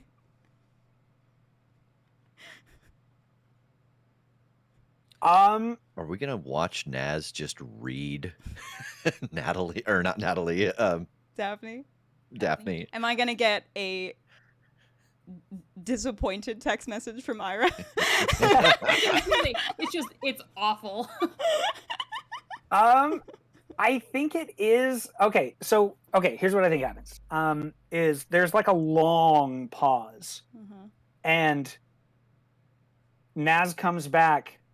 Oh, girl, this is gonna take me some time. I'm looking up this name and trying to find some info in conjunction to our boy in the pod, and this is some like redacted shit. So if you want me to keep going with this, I'll do it, but you're gonna get my ass in trouble, which means your ass is in trouble with me, okay? Like you owe me. I do. I know. Is that what we want to do? You want to owe me? Yes. Can you tell me what you found about the safe first before I lose you for a bit? Yeah, best I got is 3 or 4 numbers that are going to be best logical pick for someone with a safe code. I will give you those. If they don't work, I will let you shoot me in the face with a bazooka. Let's not go that far. I owe you one, Naz. Okay. Oh, I believe in me. There will be no bazooka. It's going to be good. Okay. Okay, you gonna owe me, motherfucker? All right, I'll get back. Naz is looking up this Mr. Perry character. Apparently there might be a lot of red tape to get through to find this guy's identity. I also noticed a safe upstairs in the room that you were in, Agent McCown. Looks like it was maybe a childhood home. I've got a few numbers that we can try. Oh, a safe is so much more my speed. Can we just head back up that way and away from all the guns and the veritable cannons that are being launched in this room? Sure. And I want to look at Rory and at Natalie. Are you two all right? I can see to you a little bit. Yeah, I think that might not be a bad idea. Yeah. Yeah, I'd cough up some blood. And yeah. just of awareness, does it still feel like that creature? Like, did I feel it going away before I officially rested and lost sense of it? Yeah, I think you get a direction that as it went out, it continued that way. Like, Okay. you know, that same direction. You have an idea before this kind of moment faded that Yeah. it did not seem to be changing course. Okay. Yeah, so I'm going to take a moment to roll medic for Rory. Okay. Very cool. 3, 4. A 9. So you either heal 2 or you stabilize. Okay, I will heal 2 because I am not unstable Oh, yet. good. Fantastic. Natalie, what about you? Because it's on the 4th point that you become unstable, Yeah. When right? you cross the line, Yeah, when you cross the line. Yeah. I'm at 3 harm. So. Okay, yeah. I'll roll for Natalie as well. Twins. Yeah, damage twins. Also 9, so you can heal 2. I'll heal 2, yeah. Mr. Crawford, how are you doing? I think he's just visibly not in great shape, but like is leaning on the railing, trying to look nonchalant, and like gives a thumbs up. You've been at this dream sharing thing for a while. Would you remind Agent Cresswell and Agent McCown what happens if you take too much harm inside of a dream?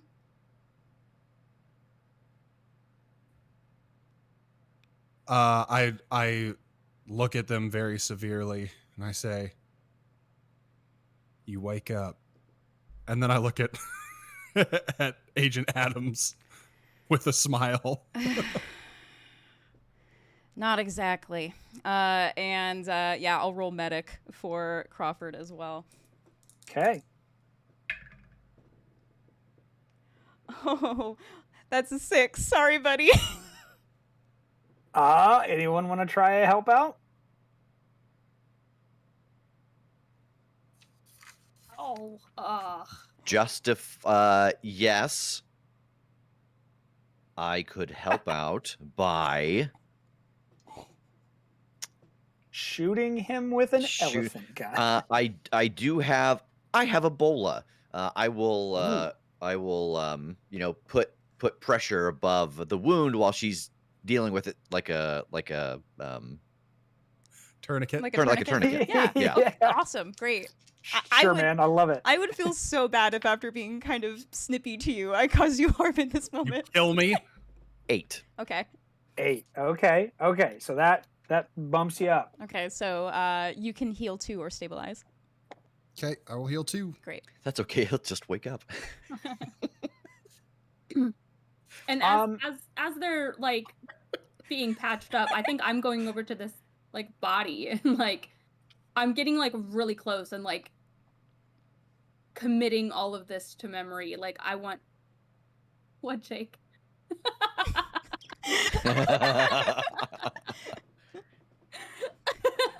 Gotta get his musk. Yeah, I want to remember the everything. Sight, smell, all senses, taste. I'm just smelling the whole thing. The whole thing. God. The whole thing.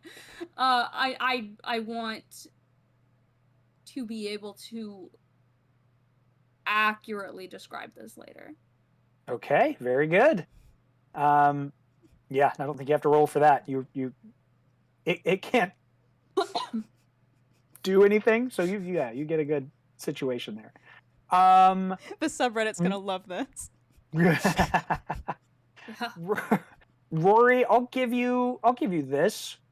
That as this sort of scene is fading and you can feel that presence running away, you do get a sense, like right before you lose it, that it stops. And then that sense goes away.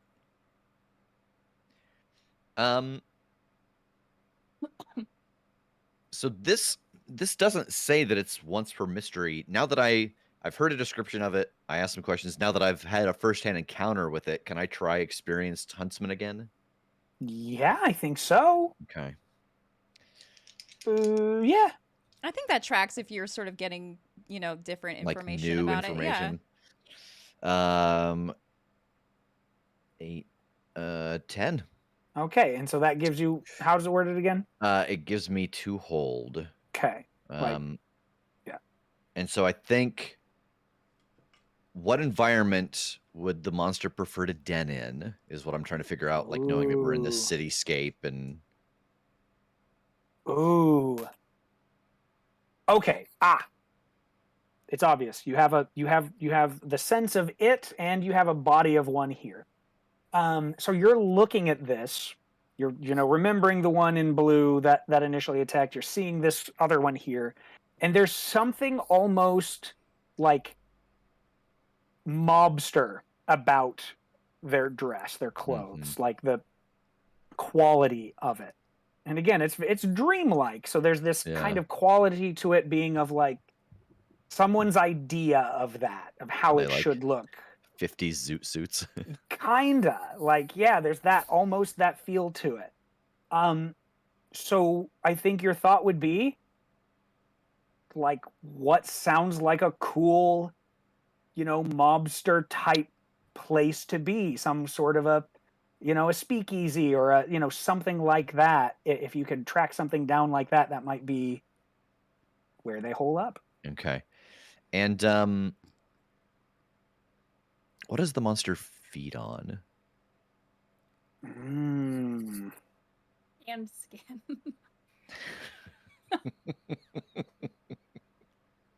To feed on.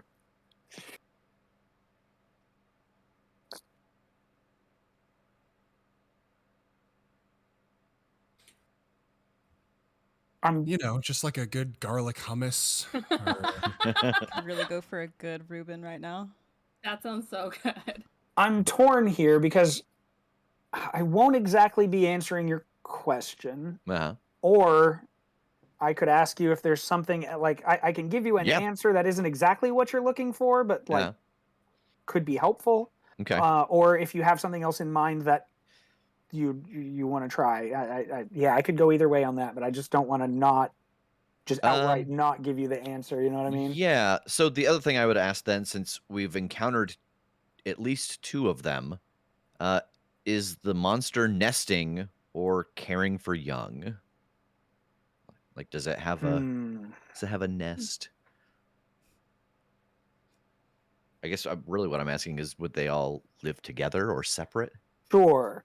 I think you get the sense that it is kind of a collective, that they are, assuming that they are together.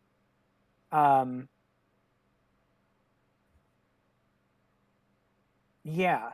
It's not exactly an idea of nesting, but it is an idea of like, we have home base. We have home base that we work from, and then move as a unit from there.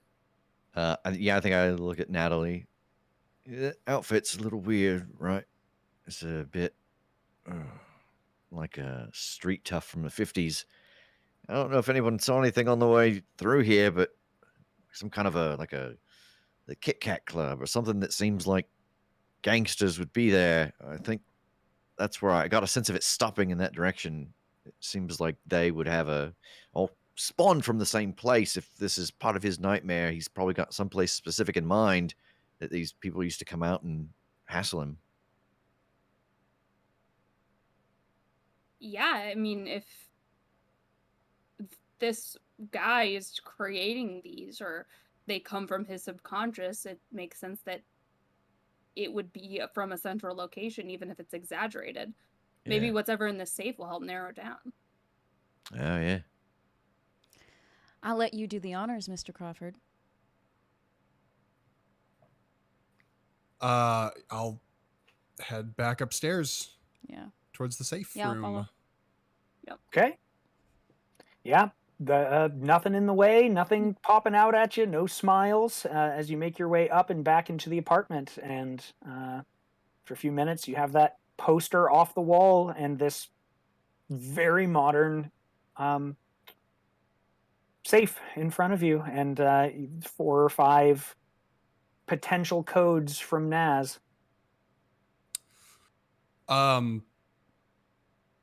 Yeah, I'll roll up my sleeves and say, I'm going to be honest with you. Cracking safes was not exactly my role, but I I can at don't least give it a shot. I don't think you have much to crack. If we have 5 potential items, just do the first and then do the second and then do the third. Is it 5 potential codes, or is it 5 numbers that could be arranged in any way to be a code? I'm gonna say 4 specific codes, like Oh yeah, that's fucking patterns easy. of code. Is there any indication that this thing will lock us out after a certain amount? There's no pressure here, so I won't make you roll this. There are like at the very top center of the door, there are 3 unlit lights, like little bulbs. Oh. Better safe than sorry. Do we all have comms with Naz, or does Yeah. only Adams have? Okay. Then I you all do. will hop on the comms and say, Mr. Naz, would you do me the favor of bringing me my crew? Elias Crawford. Elias Crawford. Yes, sir. Sweet man. One more time and you'll summon him. Rory, baby boy, I love you. I am in the middle of the hack of my fucking life. But you know what? I'm going to do this for you. You know why? Because I could listen to you read the phone book. So you do me the favor of asking me one more time.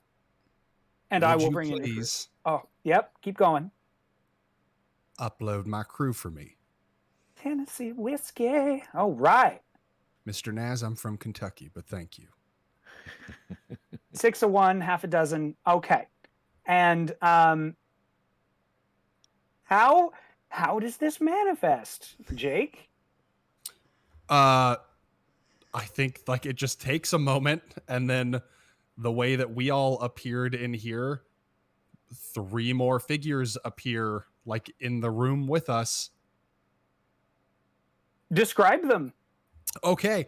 One of them is a giant, extremely muscular woman with a mohawk and like bulging arms. One of them is a very small man who is like just north of 5 feet tall, maybe, and very scrawny and seems a little bit like on edge. And then one of them is a youngish woman who is wearing a hoodie with the hood up, and like Rory on the outside, she's got like earbuds in. And I think that she seems just sort of unaffected. She seems unperturbed as they come in. Absolutely. I think a couple of them are probably like a little bleary, like this was a quick call. Maybe they had been asleep or something. But yeah, I think 9 steps up.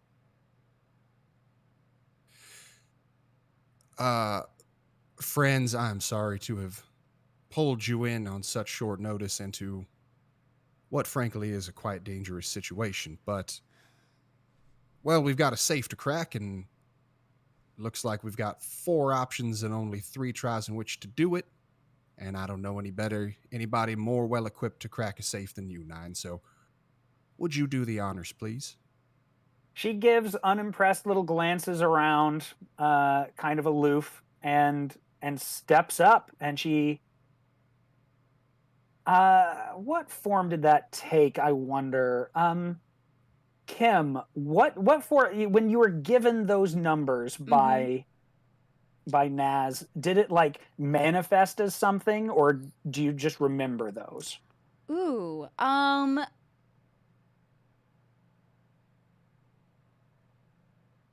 think it manifested as like a piece of paper that had options for codes. Okay. He's just like, check your pocket. Yeah. I think she sees it, and she like kind of leans over and glances at the numbers and just grunts, just And she walks over and puts in one code. All 3 lights light up green, and it slides open.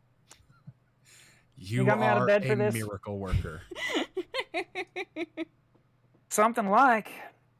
And yeah, she steps back. Yeah, I'm like I don't want these thieves to be going through this safe, so And like they're on Helpful Star Trek, they criminals. all just fade away. I'm gonna open the safe. All right. There are files. You see like folders, manila, just a bunch of manila folders, and there's not much else in here. No, nothing like money or passports or anything else. It's just very in order with tabs that have stuff written on all of them. Okay. What are I hate to make you generate a bunch of lore, but No. what are tell me some of these subjects that are in these folders. Oh, I absolutely can. If I can flip off of my NPCs page back to the some of them, like, this is a mix. There's another bit of like dream logic going on here, where some of them seem vague to the point of like, this is how people think or like file things in their subconscious. But then there's also some of these that are like wildly specific, like maybe having to do with their work life or, things that they actually have at home or whatever. So you see stuff like Teddy and Anne's transcripts. You see one that just says mom and dad. You see one that says pets. You see one that says operatives, DU 101. You see one that says favorite foods. Like, they're all just this wild, like, difference in very specific and not at all. Okay. Interesting. Man, is there a way to like again, using sort of like dream logic, is there a way to kind of like copy some of these information? Like I don't really want to like steal from this man, but sort of getting it kind of on file or kind of on record. Yeah, I mean, I think kind of the assumed thing here of going through, you pop one open, you open it up, you're kind of downloading the general information. Whether you hold on to it for long might come up, if that makes sense. Yeah. Like, in certain situations you might lose that, but yeah, I mean, I think definitely the operatives one seems interesting. We can probably let go of the pets and the favorite foods, probably. Megan's shaking her head immediately. Transcripts could be interesting. Yeah. Absolutely. Yeah. Okay. Yeah, keep going. I forget the other ones. There's one that said like mom and dad. Oh. There's one marked kids. Yeah, like they this just all seem seems like it's getting very personal. Yeah, I'm curious. So, like, going through these tabs, could this be an opportunity for me to use my weird move? Yeah. Okay, so I took past lives as my weird move, which usually lets you tap into former versions of yourself. We have reflavored that to be pulling off of my knowledge of like horror movies. So basically just take past lives and substitute in Final Girl. I love that.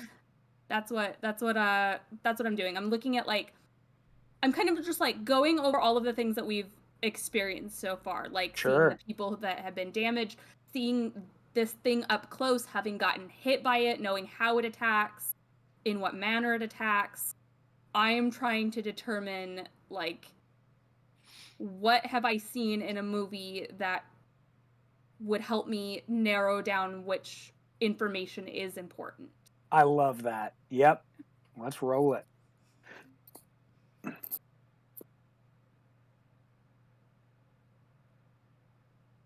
Six. Oh, I rolled a 3. I have a +3 weird. God, do we have I don't know any how to justification? Can you Especially- describe, like, how does this happen? Is it just your Rolodex of knowledge about these things? Is it? I mean, yeah, I think what it is I am just going through my knowledge in these movies and speaking out loud, and I'm just like, well, this makes me think of like this movie where this thing happened, Okay. and the way that they got through this, but this part doesn't really match up with that. But in this other movie, this thing happened. Rev, I want Yeah. you to think really hard about whether or not you're about to turn this into a success, because you know what happens when someone fails a past lives roll, and it's fucking hilarious. Natalie is possessed by Laurie And Strode. Sidney Prescott. Megan's just going to be tripping through every doorway and Oh no! I'm so torn. Rev's like, I want to solve the mystery, but I also Here- want to see what happens. Well, Hey, fine either way. Megan will decide. Here's my question for you in character. Okay. Do you think that Natalie and Rory have movie nights?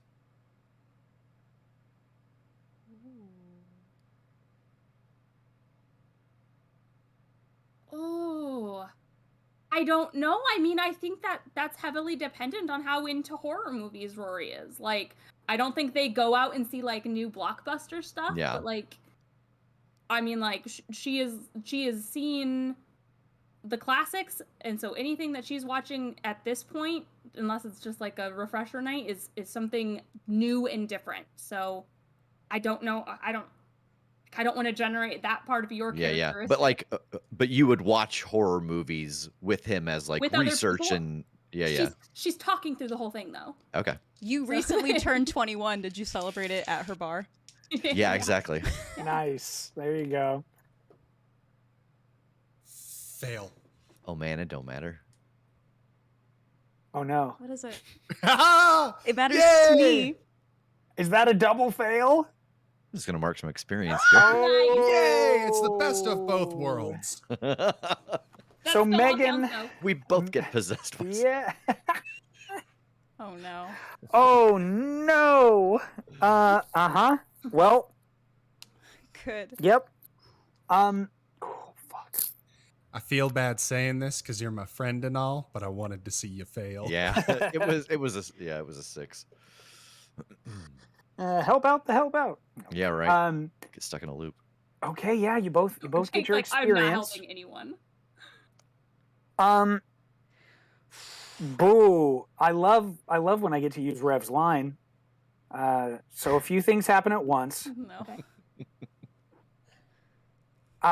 Megan, Uh-huh. tell me about Natalie's transformation into what final girl? What's the random name from some? It doesn't have to be real in our world. Just what is this person, and what monster Okay, did she have to deal with? give me a second.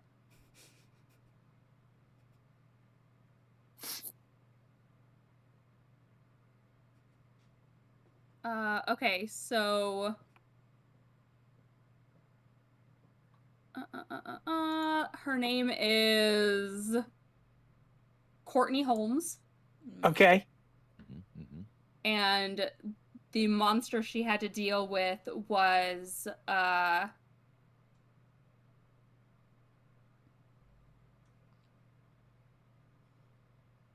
it was like a mutated like sewer monster Chud. that came up through the science lab in her school like while she was overnight doing a project, and she was stalked through the entire high school. Oh, I love that.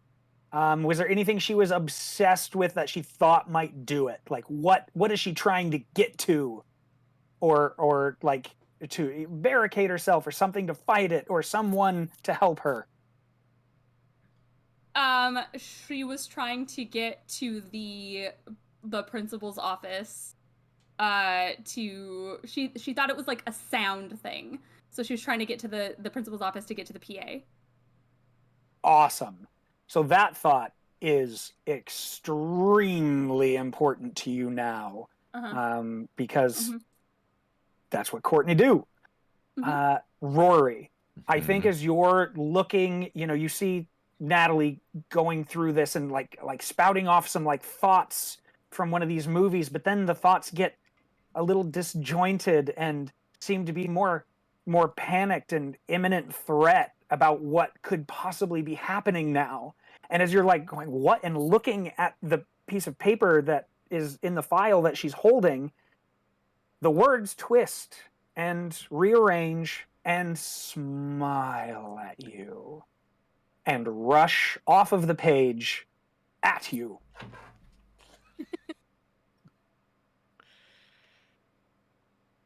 Which one do? A flail, probably.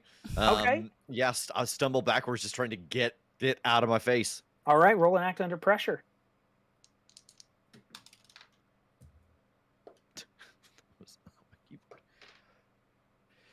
Seven. You can get full ass back out of the way, but you have to pick which one of them takes the brunt of this.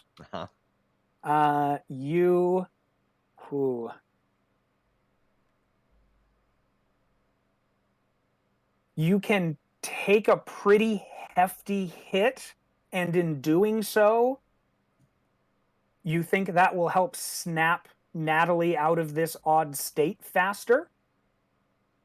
Or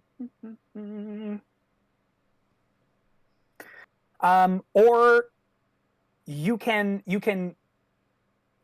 get out and away from this attack, but in doing so, you're going to split the party up for a bit. Like, you're going to have to really haul ass to stay ahead of this thing chasing you.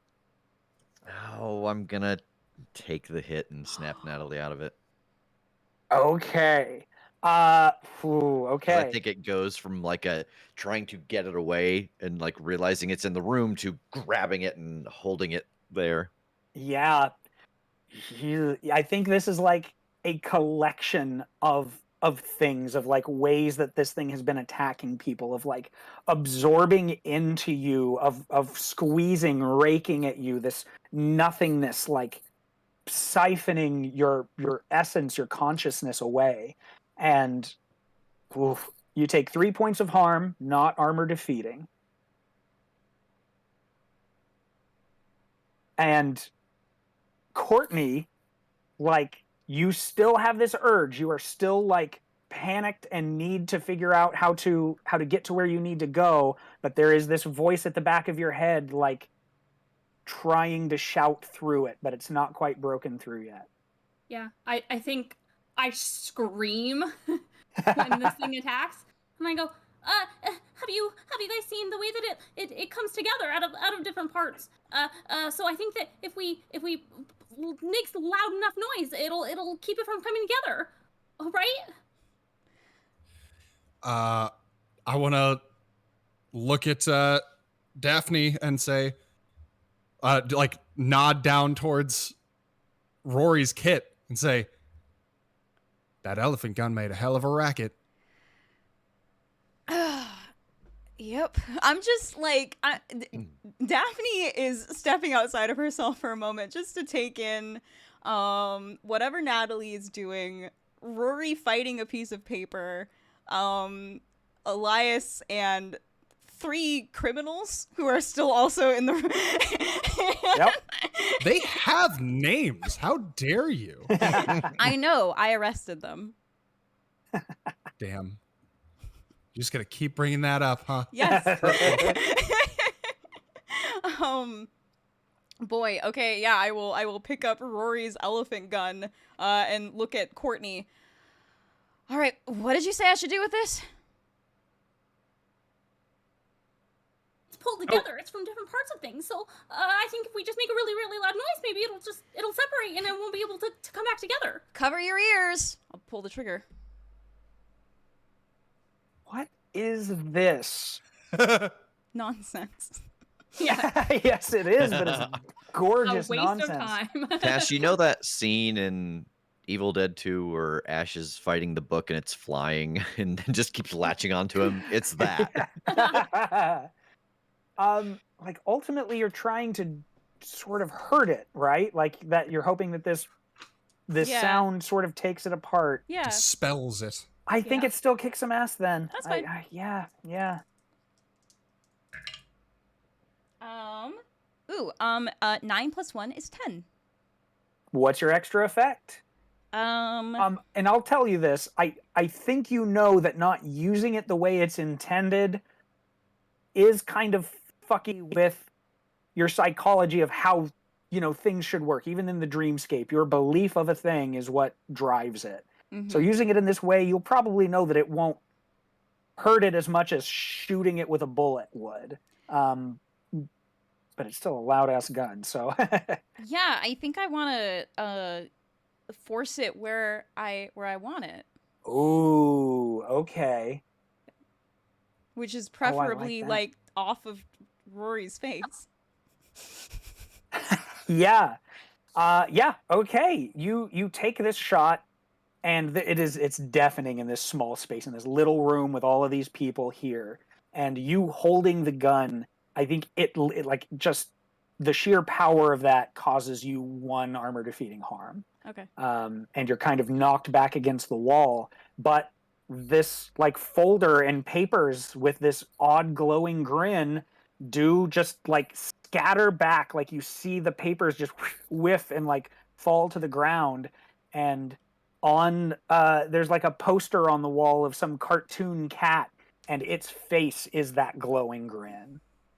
But it seems like there's this just feeling you're getting of it, like out of breath in a way, like pinned there. While they're all engaged, while this tussle is going down with the creature, can I use that opportunity to look through some of these files and try to find some leverage on Brinley? Yeah, go ahead and roll in and investigate. What? Yes. 7. 7. So you're looking for like real life leverage? Yeah, I want to look through these and see if anything seems like genuine memories or like, you know, shit that I shouldn't know that I could use against him. Okay, so what question is that? I think I get the spirit of it either way. I mean, probably what's being concealed here. What's being or what could concealed hurt here? it. Ooh. Oh my god, and it's about him. Okay. This is an this is an old man. That's amazing. This direction. So yeah, I think you get through some of these files, and yeah, you realize that through some of them, especially like the ones marked operatives and some other things like that, that it becomes clear he absolutely is a very high level member of the FBI, and he runs a branch of it that specializes in dream hacking, and not in like per se a protective way, but like in a way to get leverage on others. Like man after my own heart.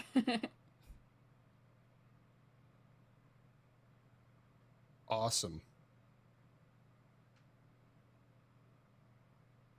I think as I'm like looking through the folder, I just like without looking up, kind of tilt my head towards where the creature is and just say, Harper, would you mind lending a hand? Okay. Yeah, she dodges in. Does she have kind of like a dream sona besides like she's, you know, like, you know, you described her as like just, you know, big, strong, this mohawk, like is all of that very true to life, or is this like dream persona of her like a more enhanced version of her true self? I think they're all like the meta human version of who they are on the outside. Okay. Like, I think she is like Hulk-ish, not like invulnerable, but like stronger than a human could normally be. Okay. You know, Jack is faster than a human could normally be. I like it. I like it. So how these work, they essentially they operate by following the spirit of your orders. Is that something worded something like that? Yeah. I can check if you want me to. Yeah, Or maybe I don't have the book handy actually. But yes, it is something like not following the letter of my commands, but following the spirit of my commands. sure. So we've worked so little with these. I'm wondering if like where we meet on this, like does she sort of kind of automatically work in a modified mixed success, like she can jump in fighting knowing she's going to get hurt and maybe do this thing a little harm, or do I let you roll something as if like directing her in the hopes of a better success? Like I don't know, I'm not sure how to do this, I'll be honest. I think it's just like kind of narratively. Mm-hmm. I don't think I roll anything on her behalf. I Yeah. think like and she just gives a person for like everybody to play off of. I don't think she Sure. does anything inherently on her own, Sure. but like things are possible or maybe more advantageous for other people because she is involved. Right. I like that. So I think then what makes sense to me is she's kind of, she's obeying your order, but taking the opportunity that was given by Daphne taking that shot and putting this creature where she wants her. So Harper like rushes in and just raises her hands, and these massive brass knuckles appear as she just starts punching the poster. And you all get this sense of it, not flinching exactly, but like shifting and taking these hits, but it is still there. This large badass is just pounding the wall. I think I'm just still like, why didn't that work? I think you're thinking that, and then it occurs to you because you're Natalie again. Okay, and then I'm just like, wait. Of course it didn't work. Sorry, I don't know. I was thinking that it was like the monster from I don't know if you've ever seen Extra Credit, but it like Yeah, Do I'll you want see to it on explain the plot of your Netflix. film later? what? I didn't hear what was said. You guys talked at the same time. I'll see it on Netflix. Thank you. Okay. I was saying, do you want to explain the plot of this film later and maybe stab it with a sword right now? Oh, right, yeah. And I'm just kind of like gathering myself again, like that, like, of course, like, why did I think that was right? And yeah, I take out my sword and I'm gonna take a stab. Roll kick some ass. 6.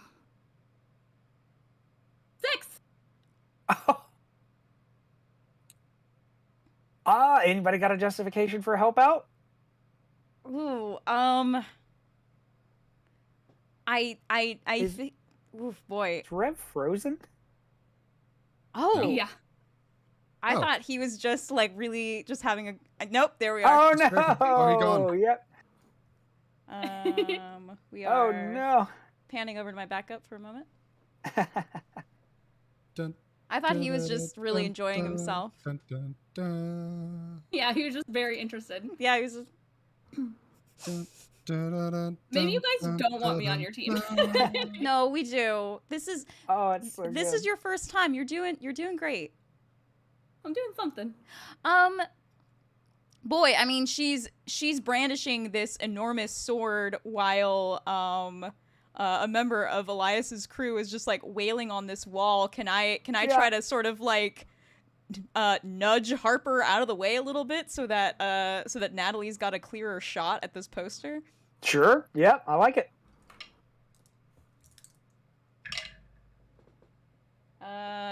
9. Okay. I think you getting in that close, I think you're thrown off here. I think you're like literally like elbowed by Harper. Yeah. How does that manifest? I'll give you the choice. Do you want to take 1 harm or a -2 forward? I'll take a harm. Okay. So you take that harm, but get her moved out of the way as Harper lunges. How much does your sword do again? Oh. Natalie? Oh, me. Yeah. I've got the sword. Who That's- else has a sword?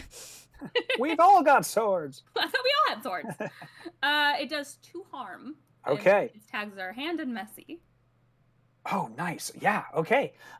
So you lunge in and stab this as it finally is oriented enough to lash out as well, and you feel this energy. I don't think this one happened to you. I think only Rory got this one a couple of times of like being constricted for a moment and squeezed, your ribs feeling a little cracked, and you take 1 point of harm. Oof. Hey, buddy. But as your sword sinks into the wall, there is that weird pulse, and this body hits the ground, and it's in a dark blue suit, and this weird, horrible smile, this glowing energy in front of this void fades, and as it fades, this gray-skinned, faceless form appears there. Still on the ground. I want to loot this one too. Find out who it is. You open up his wallet, and you see the name Arthur Brinley. Ooh. I think while this is happening, I'm gathering up the files and the folders that have been previously attacking us or discarded onto the ground, just getting them all back together. Absolutely. Yeah, can I cross-reference the names we have from these 2 bodies so far with what's in these files? See if there are any relevant matches? Can I loop Naz into this conversation? Yes, and I think you're getting an answer back on this too. Like you're looking this over. You have these names. Let me add them on here. So yeah, as Elias is looking through, Naz crackles over the comm. Okay, so we are looking like, kidlets, that these 2 worked for straight up some mobsters. They were well connected, and they were informants for some government agencies. So they were walking the fence, playing both sides. Good stuff. So that's why redacted, apparently. Yeah. So what I can gather is it seemed like they took people, like brought them into the fold of this like mobster gangster situation that they had going on, ruled with an iron fist kind of thing, little borough in Chicago, just some shit people. What's the familial connection here? Arthur Brinley comes up as Pierce's papa. And the other guy is just, I think he's the one that brought Arthur into the fold.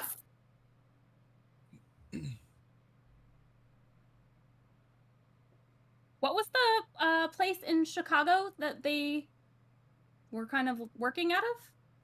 Oh, yeah. Depending on the time period, it looks like your gray-suited buddy was the one more or less running the place, brought Arthur in, and they ran out of a little speakeasy called the Midnight Smile. Huh. Any other persons of interest in this little group, or just the 2? Just the 2. I mean, lots of thugs, lots of little cronies, but these were the 2 that were making the big moves.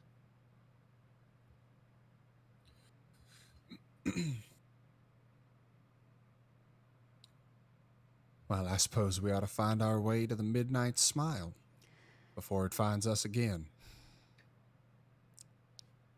Yeah. Yeah, I imagine if that place is still standing, these guys can probably just kind of form, I don't know, grow.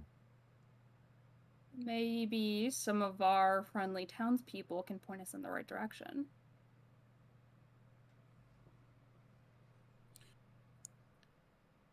Yeah. I want to start heading back out and downstairs and see if I can. Is there anything on the bulletin board before I bother a person? Oh. Is there anything on the bulletin board that might indicate where this place is? That hasn't been destroyed. No, I don't think so. All these Okay. stab holes in it. Can't beat around them. Then I just want to go harangue the first person I see. Is that kid still out on the stoop? He absolutely is. And Right. actually, Daphne would recognize the kid from a picture. Oh. Hi there. What might your name be? Oh, do you guys live in this building? I don't remember you. We just moved. We're friends of your parents.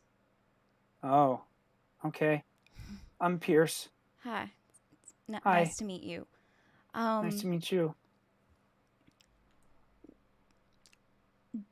Pierce, do you know where your daddy might be? Probably at the Smile. Do you think that you could tell us where we could find that? Yeah. This is we're on 8th Street here, and if you just follow it straight down, the Smile is right on the corner of Copeland. Thank you. You're welcome. Be careful. My dad's really cool, like with me and Mom, and like he's really sweet. But then I keep seeing him out on the street, and he's like really mean to people out there. Okay. Thank you, Pierce, and everything's gonna be okay. All right. Okay. Okay. Go. And heading over. Yeah. Yep. As you make your way down this street, it becomes less and less real. Like the streets are darker. The feeling of it is just less corporeal, less like you're walking on solid ground. Everything becomes over-exaggerated and almost cartoony. And eventually you get to the end of this road and you see the street sign that's up and bent in different ways. It almost looks like the street names are written on in crayon, 8th and Copeland Road.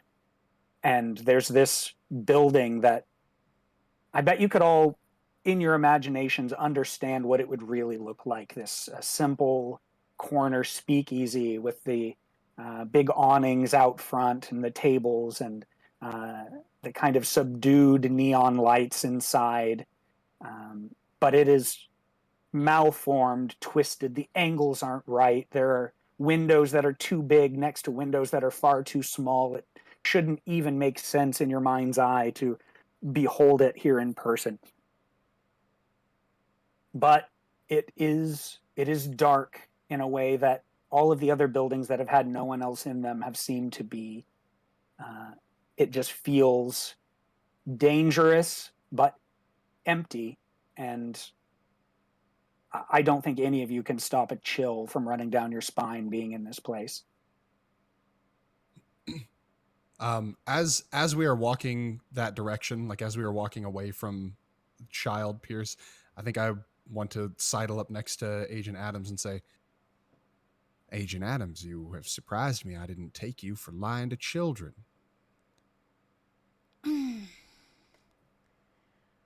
Mr. Crawford, that was not actually a child, merely a construct in the mind of our client. Then Why bother feeding him lies to make him feel better? He ain't real. No, but all of this is him, right? So we are here to make things better. Maybe not for Child Pierce, but for the actual man who's in our office right now. I think I accept. I shrug. I accept that answer.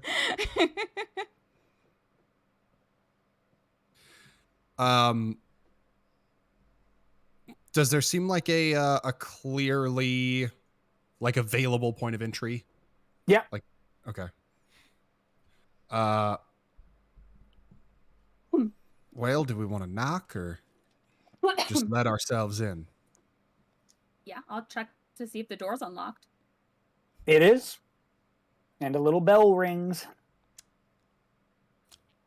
Don't love that.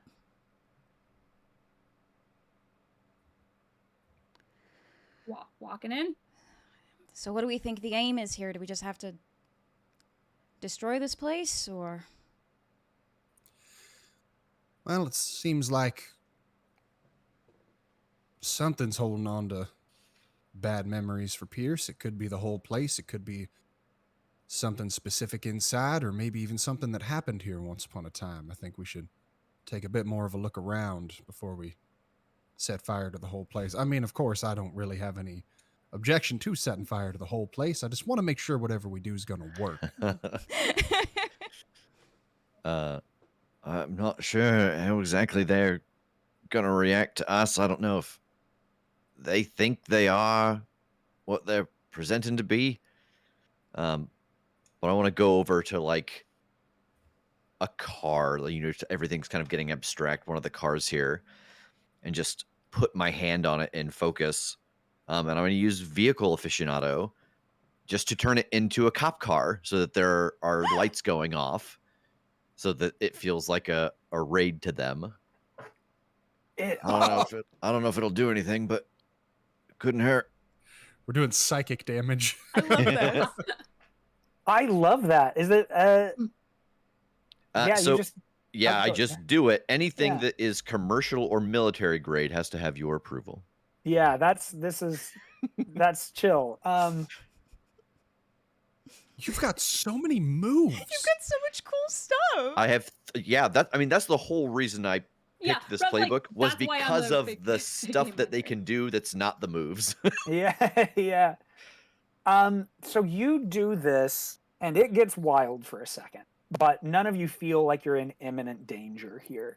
Like the sirens are going and there's this, despite it having felt empty moments ago, there's this sense that you like willed life into this place. And so the door opens and people start spilling out, and it's more of these people that seem injured or pained or suffering in some way, but not acknowledging it and just running out, not necessarily in a panic. Maybe a couple of them like get away from the cops, but some of them are more like, I just got to get out of here because I don't want to be in the middle of this, and so on. But it just, a mix of all sorts of horrific combinations of these injured people spilling out. Yeah, I want to, like, they're not acknowledging it. We've learned that us acknowledging it doesn't make any difference, so I'm just pushing past them in the opposite direction. Yeah. All right. You get inside to this speakeasy, and again, things are tilted and off kilter. Weird sizes, light that is coming from nowhere, spots of lights that are giving none off. It's very bizarre, but at a glance, it does seem empty. Is there a part of this place that looks like it doesn't reach as far as the building did from the outside? Like, Does it seem like there would be like a secret room or Oh, like an office that's not obvious to the front patrons? yeah. Give me a investigate on that. 6. Rolled a 5. I got a +1 sharp. Marcano? I'm trying to think about how I would be helping you notice this. You're a criminal. You notice stuff. You know all about secret illegal rooms. Rooms that aren't obvious. Yeah, I think like as we go in, I just have the rest of my crew like kind of fan out along the walls, and we're just like tracing the perimeter and kind of helping identify if anything seems not like it should have from the outside. I like it. Roll that help out. Ugh, punch my microphone. I thought that was an upset reaction to what you had rolled. I was like, oh no. I'm gonna level up first night. Love it. That is a 7. Ooh, okay. Yep. So that bumps you up for 1 question. Being concealed here, Tass. All right. Literally. Yeah. So you find what at first I don't think like you noticed without really going over the place, and like there's this sense of things shifting, almost like the time period shifts every few moments and things like that. The decor shifts a little. And eventually, like up top, you notice a set, like a big set of pane glass, like it looks like mirrors. And there's that feeling of like there is space up there. There's probably something, an office, whatever, something behind those mirrors that can look down over the main space. Mirrors or windows? That's It important. looks like it's mirrors. Ooh. Mhm. Yikes. Ooh. Do you want to tell the viewers why that might be an issue? Yeah, so I said at the beginning my vulnerability. Oh yeah, I did say at the beginning. Yeah, we didn't say don't it on remember. actually on camera. Yeah. Okay, so with my playbook, my curse is vulnerability. Pick a substance. You suffer +1 harm when you suffer harm from it. If you are bound or surrounded by it, you must act under pressure to use your powers. And my vulnerability is mirrors. I like referring to mirrors as a substance. Yeah. Like liquid mercury. Basically. Yeah, so I think we know that there's a back room there. It's gonna be tough, but I'm gonna take off my necklace and try and phase through the wall to find an access door on the other side to let everyone in. All right, roll act under pressure.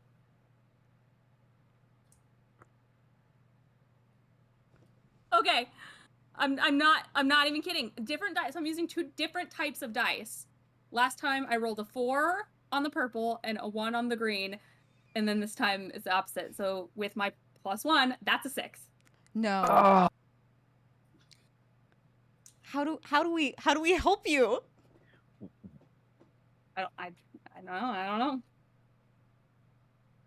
What exactly do we see happen? Like, I think you've seen me turn into this like spectral form and just kind of shift through things. This looks like I'm trying to go through and there's resistance, and my whole like the way that my whole form kind of like blurred a little bit as I turned into this like spectral thing. It's like that just even more so it's like I'm almost dissipating. It's so difficult for me to like push through this. Is this something that, because you've been in training with us, is this something that we have seen before, like in terms of like a difficulty for you?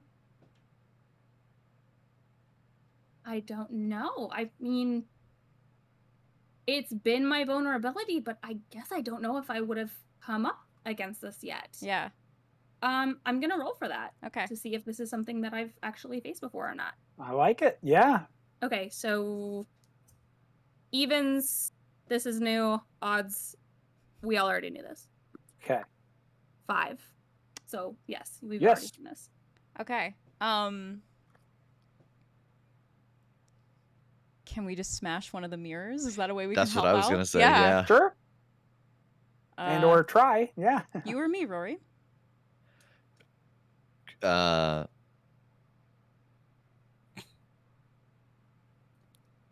Rory has been kind of quiet. He is unstable. Okay. So I Yeah. think he's kind of sitting back. Yeah. I'll do it. Mm-hmm. I'll just pull out my 9mm and just shoot one of the mirrors.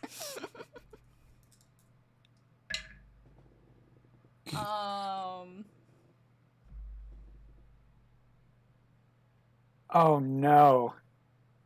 6. No. Cool's We're my so good stat. close. Well, you both get experience. Yeah. Nice. I'm at 3. God. Uh-huh.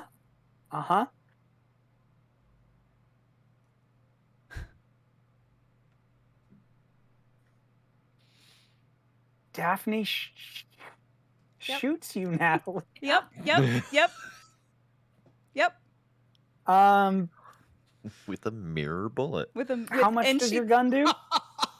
with a the mirror? reflective bullet. Her exact Lodges weakness. a fragment of mirror directly in your 2 aorta. harm. Mm-hmm. Fuck. I'm not gonna enjoy putting this in my report later. How much harm do you have right now? 2. 'Cause- So I will be 2. unstable. Yeah, I think very unstable because she shoots you, but I think the glass still breaks all around you. Mm-hmm. So I think it's 3. Fuck. And it is armor defeating. No. Okay, I don't have armor, so I'll take it all. Yeah. And what you all see this as Natalie hits the ground in this spectral form, back down, but this glass is shattering around her and this spot is open. And at first you all might think that another one of these smiling forms is there, but this one is different. What you're looking up into is this lavish office, everything made of leather and rich mahogany, and it's just this lush office. But again, everything's displaced. It's almost like looking up at a painting where they're trying to get everything in on a 2D surface. So you're like seeing the desk and then some chairs and then a big giant couch, and like it's all just lined up in this odd way. And sitting at the center in this desk is a huge blob of nothing, of that void, of that just negative space. And there's that floating massive grin where every little piece that makes up the big blocky teeth and every piece that forms a section of the eye, the pupil, the iris, everything is like this glowing rune.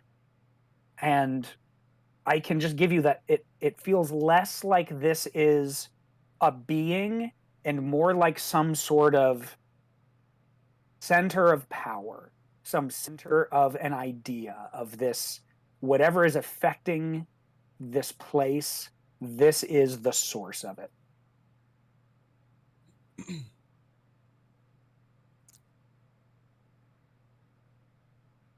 Well, I don't know what the hell that is, and I don't know rightly what to do about it. I'm a little bit more on board with the idea of just burning this whole place down now. Yeah, I think that's worth a shot. As I have holstered my gun and I'm just running over to Natalie and trying to pull her away from the mirrors. I'm sorry. I'm so sorry. Yeah, I just as this is all happening, I just want to look into this room that has been displayed and see if there's anything worth noticing in it, like what is around him, what's what's going on? Sure. Man, what can hurt it? Man, what can hurt What can hurt it? I think now that you know where it is, that you know that it exists, that it's here, I don't think I'm going to make you roll. Okay. I think that this is absolutely atypical. This is not something you normally see in a dream, but it is something that you've probably heard of, that you've read about in training, something that's like deep subconscious type of shit.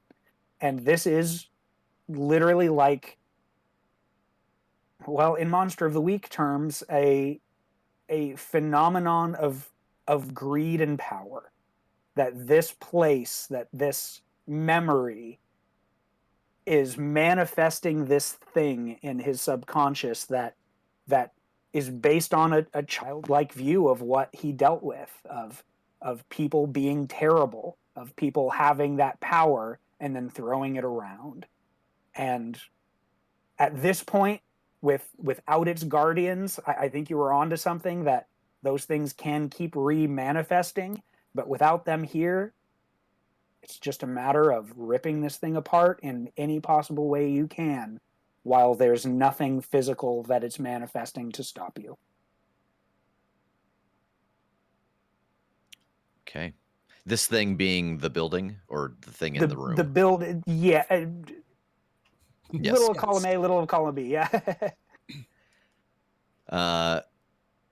Yeah, I think the two we took out already where it's heavies. We gotta take this building down before they reform.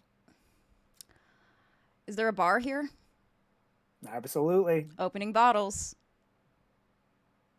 All Get right. I'm gonna drunk. say, Oh, sorry, what? fuck this, get wasted. I want to turn to Jack and say, Jack, would you do us a favor? Go fetch that boy. He probably ought to be here to see this happen. Yeah, all right.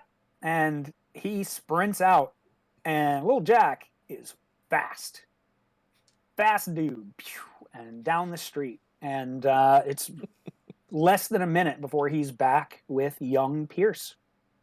Jack, Yeah. go grab that boy so we can watch us kill his papa. And Pierce is looking around in fear, like he feels uncomfortable here. I'm gonna like give a pointed look to Adams and kind of whisper, like, you're the one who's good at calming down fake kids. Maybe talk him through this. And I want to just keep helping pour out liquor and get this place ready to blaze. Get it good and liquored up. Okay. Yeah, I wanna take a knee next to young Pierce and sort of like put a hand on his shoulder. I told you it was all gonna be okay. This is a bad place with a lot of bad memories. Right? Yeah. Yeah. The people that work here are, they just get mean, and they hurt people, and they hurt them for their money and for their stuff, and it's like nobody can do anything about it. They just have to keep getting hurt and keep trying to live their life, and it's really sad. It is. I promise you, Pierce, that those people aren't going to hurt you anymore. We're going to take care of it. Okay. We're going to get rid of the midnight smile. Okay. Okay. One day I'm going to grow up and do stuff like that too.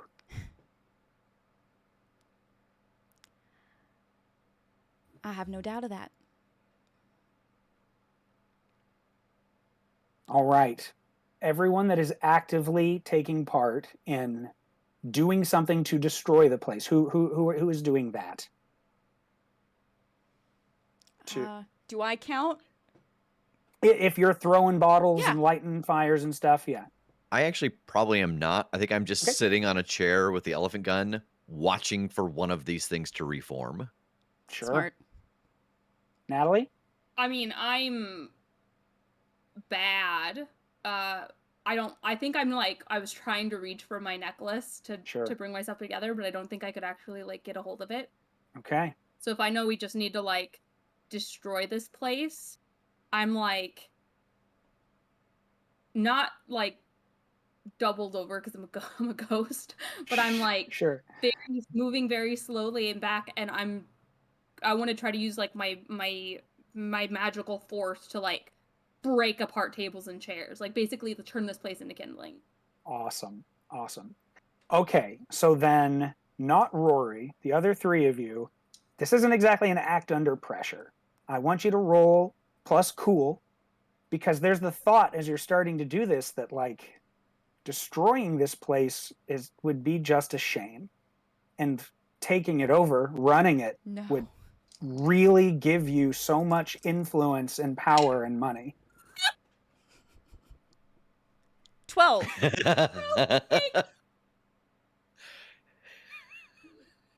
I'm debating whether I make this roll or not, or whether I'm just sold. Whether I'm just sold. That's amazing. Let's see what happens. Okay. Fucking boxcars. Okay, well, I had you roll it, so you mark your experience, Natalie, but the other two, you're good. You're absolutely good, and the second any of this starts burning, breaking, you all feel that sense ease. Even you, Natalie, were like ready to stop them, but you are fucked up. I have no strength left. Don't have the means. I am My criminal empire. And it's moments of this like happening. You don't even see the place go up entirely. You know that it is happening, and you see Pierce seeing it happening. And moments later, the sun is out, and you're on the street in this very pretty little borough of what is probably Chicago. There's an empty lot, or not exactly empty, but a park in this lot where the Midnight Smile had used to stand. And people are walking back and forth. You see a guy with a lawnmower mowing one section of the park, but you recognize his face, but his entire whole face. You see a woman walking a dog. You see life and happiness as you hear Naz's voice cheering as you start to fade out of this dream.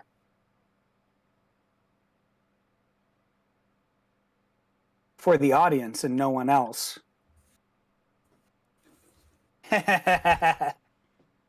No, you don't have to take this out.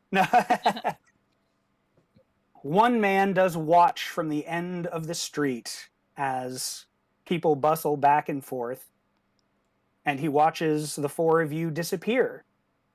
He takes a long drag off of his cigarette. Blood drips from his flayed hand. He gives a little smile and says, "Whew, that was close." He flicks the cigarette onto the ground, steps on it, and walks away. Let's do end of session. Hey. Where is it? Did you conclude the current mystery? Yeah. Yes. Did you save someone from certain death or worse? Yes. Yeah. Brinley. Yep, absolutely. And again, we talked about this a little off mic, but I'll say as much here that for these mysteries and questions like that, the balance is always in flux. The idea of like the NPCs in these people's minds are important, and if they are destroyed in some way, hurt, whatever, that's going to upset the flow and make a big difference on their success level.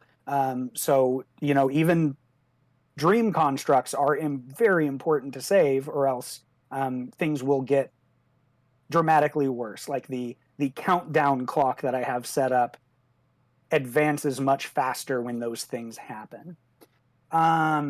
Did you learn something new and important about the world?